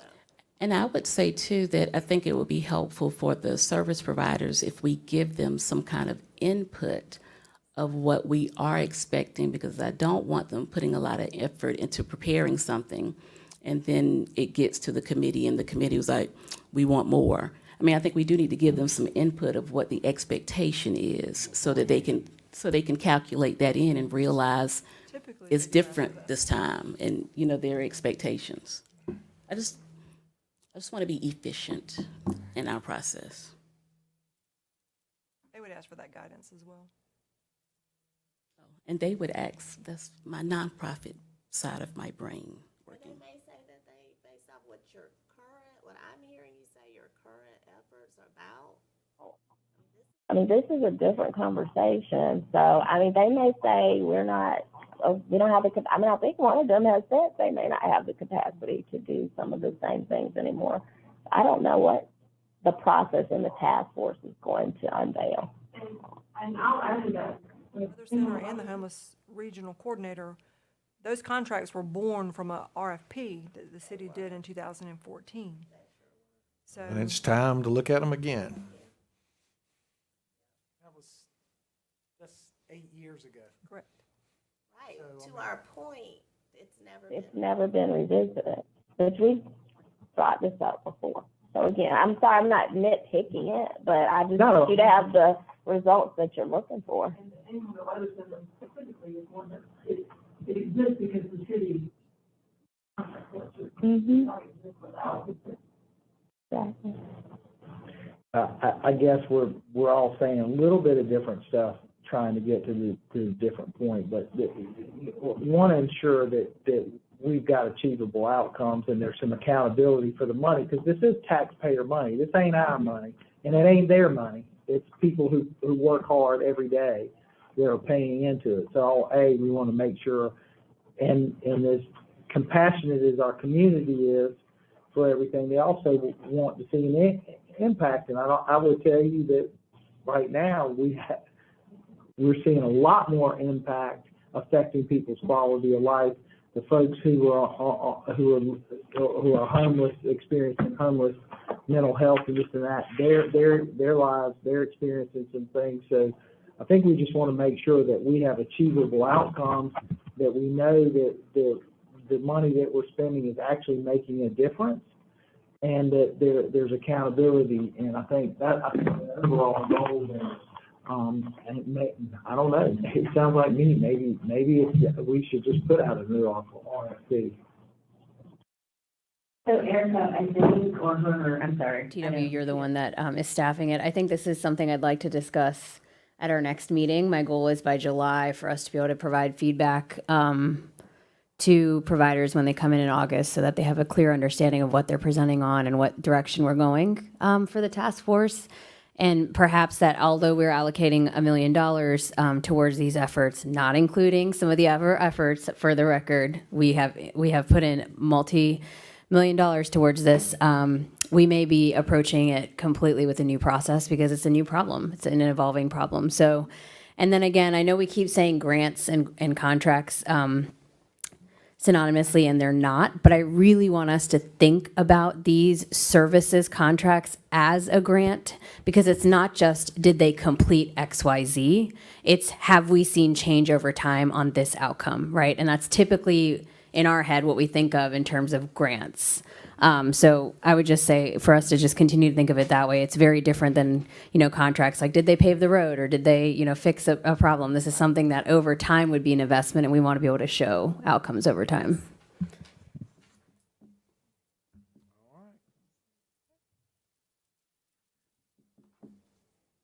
Next item. All right, next item is the capital replacement program.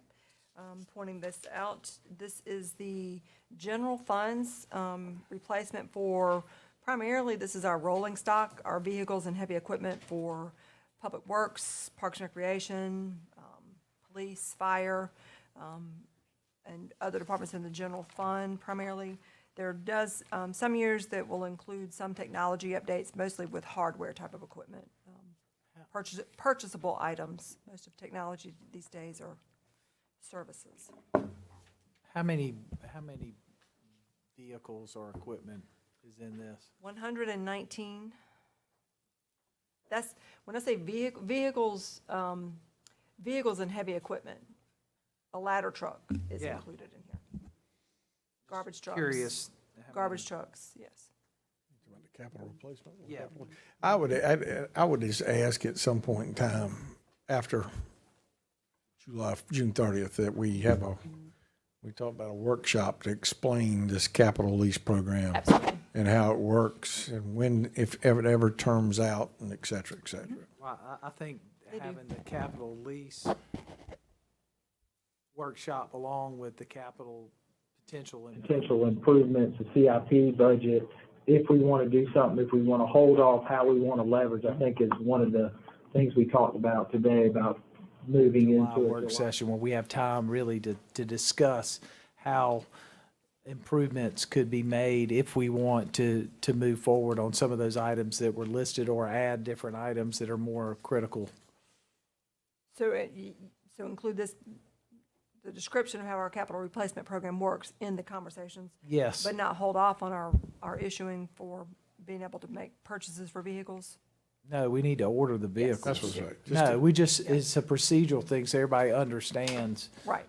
Explain Long term, but at the same time, if we're gonna have a capital conversation, let's have the other one as well so we can talk about the CIP. Absolutely, yes, sir. I'd like to do that. As far as vehicles goes, absolutely, our fleet folks are telling us the urgency of being able to buy a vehicle, so being able to continue this program is critical, of course. It's already a wait time. The supply chain is. Replacement parts are even harder to get. Yes, that's exactly right. It just adds to the inability to replace the vehicles just adds to our repair cost.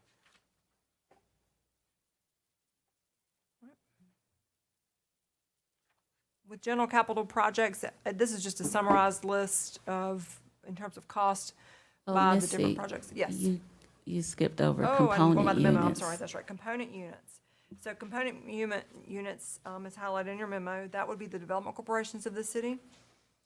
Their budgets total an allocation of $1.1 million. That reflects the city's portions of their budget, of their funding sources. And it does reflect the consolidation of the corporations into two entities now. One primarily focused on commercial, one focused on residential. Have we finalized the consolidation of some of the real estate inventory assets from? From the development corporations? Uh-huh. I don't believe that's the case. Missy Gentry's gonna come up maybe and address that piece. And Mayor, this would be, while she's coming up, an area that I would like to schedule for a work session to make sure that the development corps are working with the city to achieve the goals of the city. Over the past, we've had disputes, and I would say, well, do We you had still too get your many at check? one point. Do you still get your Page check if 17. you're not helping the city? So, So, Councilman Brannon, we have not tidied up the consolidation as of yet. As y'all know, Columbia Development Corporation decided to become independent. Oh, yeah, So we're we just are down talking to about it. 4 corporations, which are merging into 2. That process is well underway, but has taken quite a long time. Some of that's been due to COVID, but we're back on track and working through that as quickly as possible. And part of this effort is to streamline, as Councilman Herbert said, working with 2 corporations means working with 2 boards, not 5 boards, which will help us provide our vision and make sure that they're adhering to that vision. And this does not, so the one that went independent, we no longer fund them, right? We do not. And one is in the process of being disbanded totally, so. Correct. one of the 2. So Or we one have of the TN 4. and CHDC are well underway with merging. There'll be our residential corporation. CEZ will be our commercial corporation, and Eau Claire Development Corporation will divide assets into those 2 remaining corporations. A lot of ECDC's board members have already rolled onto one of those other 2 boards, which was one of the concerns of Eau Claire a few years back. So Mr. Brennan's questions about the assets is really more related to. Yeah, I know there's a few outstanding that you're working with the former. We are. Can you provide us with projects that those 2 development corporations are working on? We can. Thank And you. properties owned and managed, I Yeah, believe. that'd be great, Yeah. thank you. There's a sentiment there, to your point, Councilwoman Herbert, of working with the city, at arm's length, obviously, that's the Right. whole purpose of it, but I think some of what you're referencing is not an issue, it's definitely not an issue with these. So they're not asking for money. We Yes, fund we fund a 1.1 portion of their million. operations at Then the they are cost asking of for No, that's what's $1.1 in the million. budget. That's they're not asking above that. That's our funding. That's why it's stated in there. We fund mainly their personnel costs, their equipment costs, computer, phones, those type of activities. We still fund do we fund the payroll? We do. We fund their payroll. They're city employees. They use city Just equipment. the 2, not the 5. They're all gone. I'm just trying to We're make. going to have a full sure. work session on it, Mr. Taylor. We're going to have a full work session on it. Okay. I already asked for it.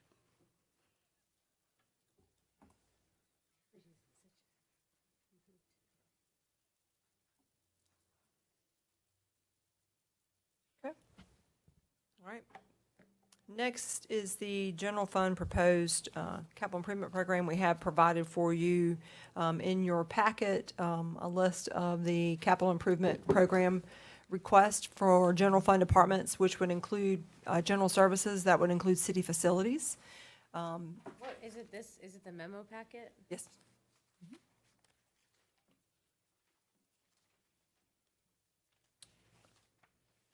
Support services, general services, of course, does what they refer to oftentimes as the envelope of the building, and looking at the roof, the parking Sorry, lots. is there a list of those projects? Yeah, Where is that list? Is it not provided in your memo? It was attached to the Yeah. memo we got. in What the page is it email on the right bottom? here. That's, 18, 19? that's not the list it's referenced. Is it It attaches 18, page also 18? Page a list 18. of one-time projects, requests from council. These the attachments here? Page I don't 8. think these Page are- 18 and page 19. Looking at 18. I got 3 pages worth. Those weren't requested by council, I don't think. No, these are capital, these are the These are capital, capital. Improvement program. Okay, capital improvement program. That's where we are in the memo, right, on capital. The list on the screen is just summarized costs by those departments. The actual list is a much longer list that's provided in the memo, starting on page 18. It says General Fund, Capital Improvement Program, fiscal year 22-23. Which, That's where it starts. so on the, let's just clarify, because on the memo, I'm looking at capital improvement general, but in your memo, you have on the last page, what page is it? On page 17. 17, it says, also provided are a list of other one-time project requests from city council. So some of those are on page 20. So I'm moving through the memo. So the first section so in the memo on page 5, right after component units, general capital projects and special projects. You all said you wanted to go through the memo, right? So that's the section she's on now. In that section, it references the attached list of requests, and it references the funded capital projects, the capital improvement program. I'm not usually requested by city council, that's the issue. Well, we're starting with the capital improvement program. Yeah, then we'll move to the other list. Right now, we're talking about the capital improvement. Projects from For general fund, facilities. General services, again, is city facilities.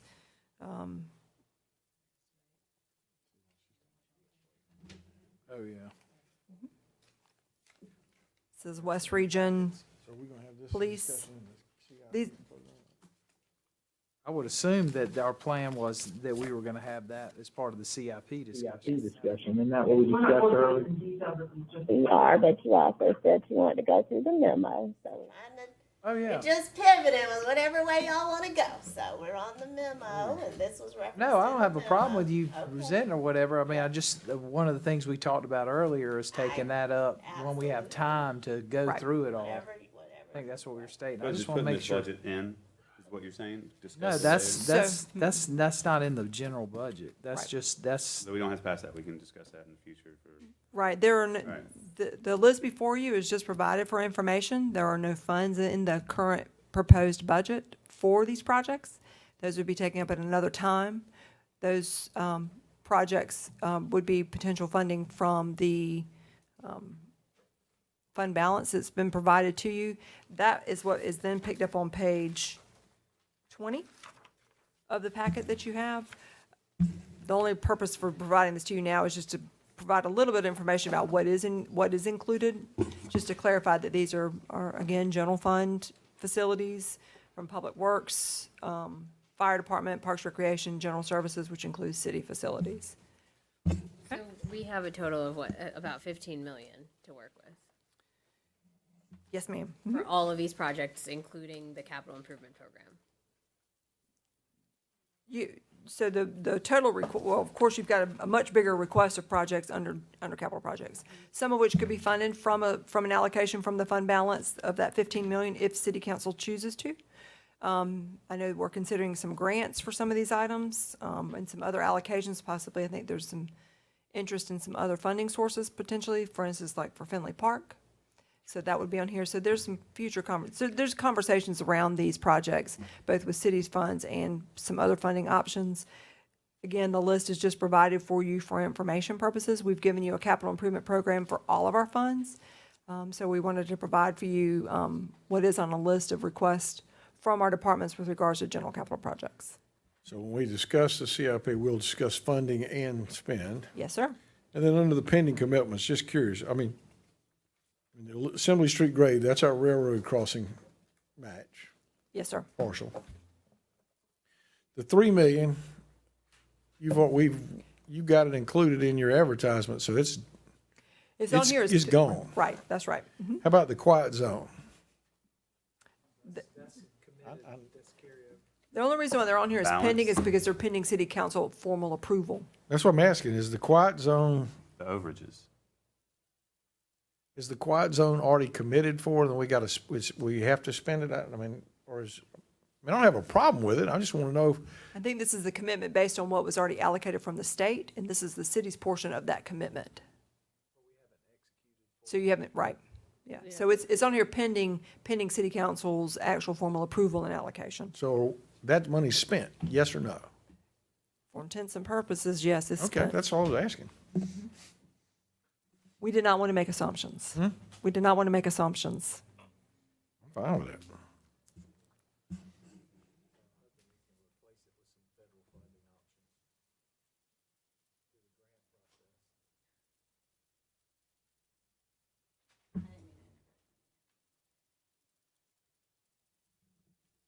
And I would just like to push for the gateways, so I'd like to push for the gateways.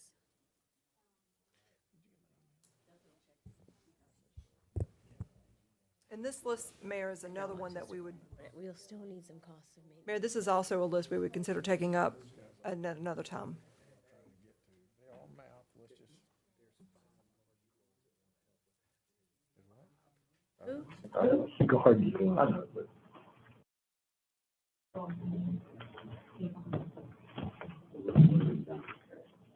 Is this quiet zone money, just so I know? This has to do with a political question that I was asked. Does that pay for the whole thing, or is that just what's remaining, or is that just part of it? That's part. It's phase one.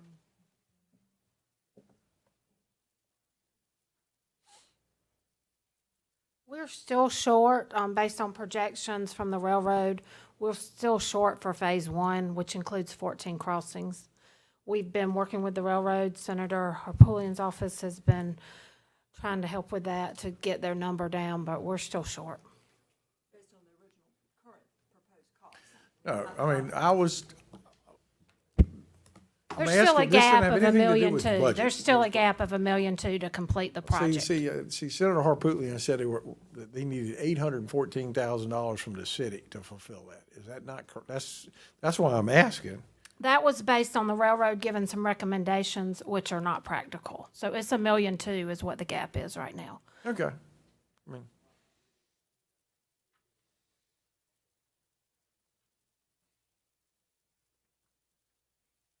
Again, so this list that's provided is just a refresh from what was provided previously. Again, I think the mayor's indication that we would bring this back up in July.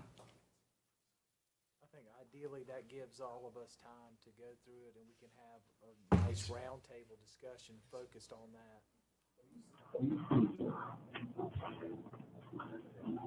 Any questions?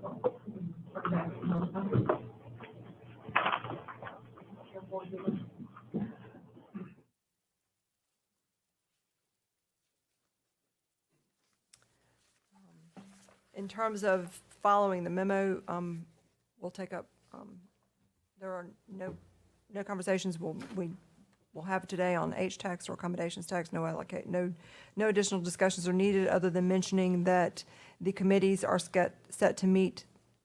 The accommodations tax committee will meet this week, and the hospitality tax committee is preparing to meet next week to review the committee. The committee. Allotments.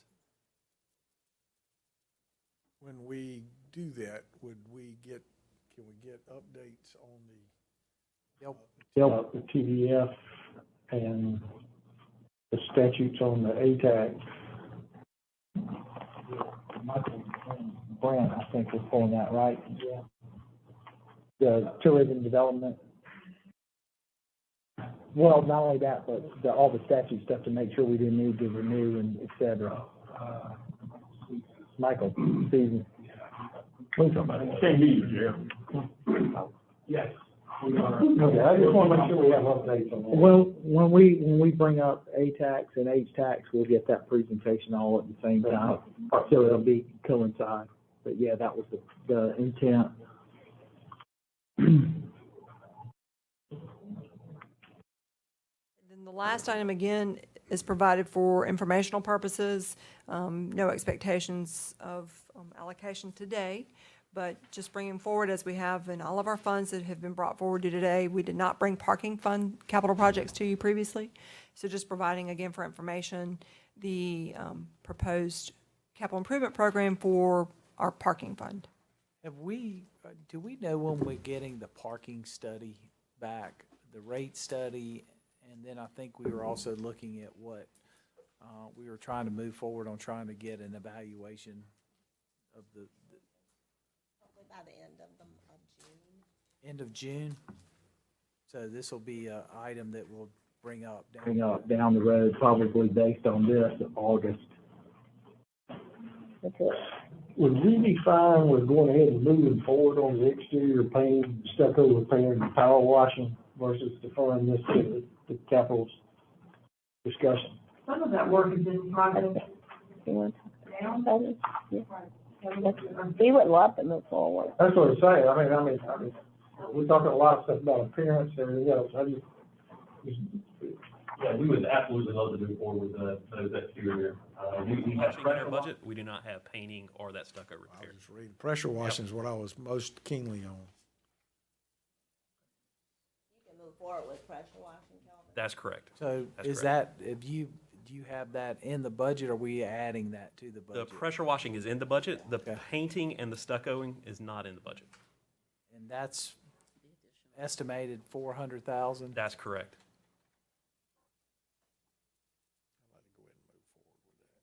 Well, we gotta figure out where the money's coming from. This is a capital program. Did parking have it in their program?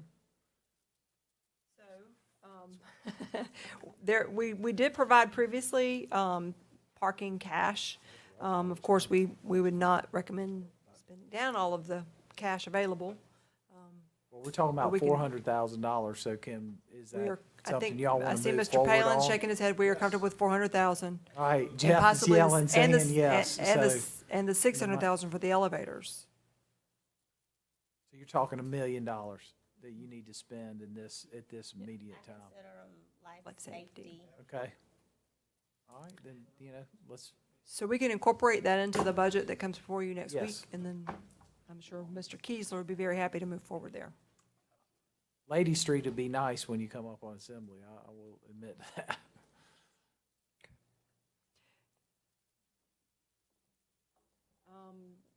Last item, this is just for information about the city and different background, it's in your packets, you've seen it before. The next steps, next Tuesday is the budget public hearing and first reading. Any questions? No, I think, Madam Clerk, that we do need to coordinate calendars for July with everyone for those work sessions. So we make sure that we look at that so that it doesn't get lost. And then we have to stretch some of it to August, we will, but hopefully we can knock out in 2 sessions the majority of this.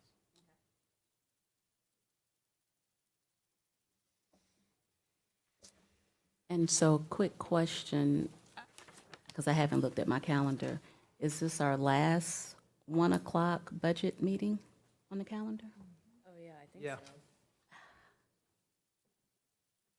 Oh, job well done, job well done. We have one on at 3 p.m., a work session on the 28th. Then we go back to regular. Yeah, we might have one on the 14th as well. at 3 14th, I p.m. don't think we have a meeting on the 28th. 28. I think it's mentioned. We have a work session. It's to be, if needed. Yes. As a backup, yeah, that was for a backup, yeah, we probably won't have that one. Y'all will have it without me, I won't. Well, thank you very much. And for the attention to details and information review and questions. Thank you. Thank you, good job.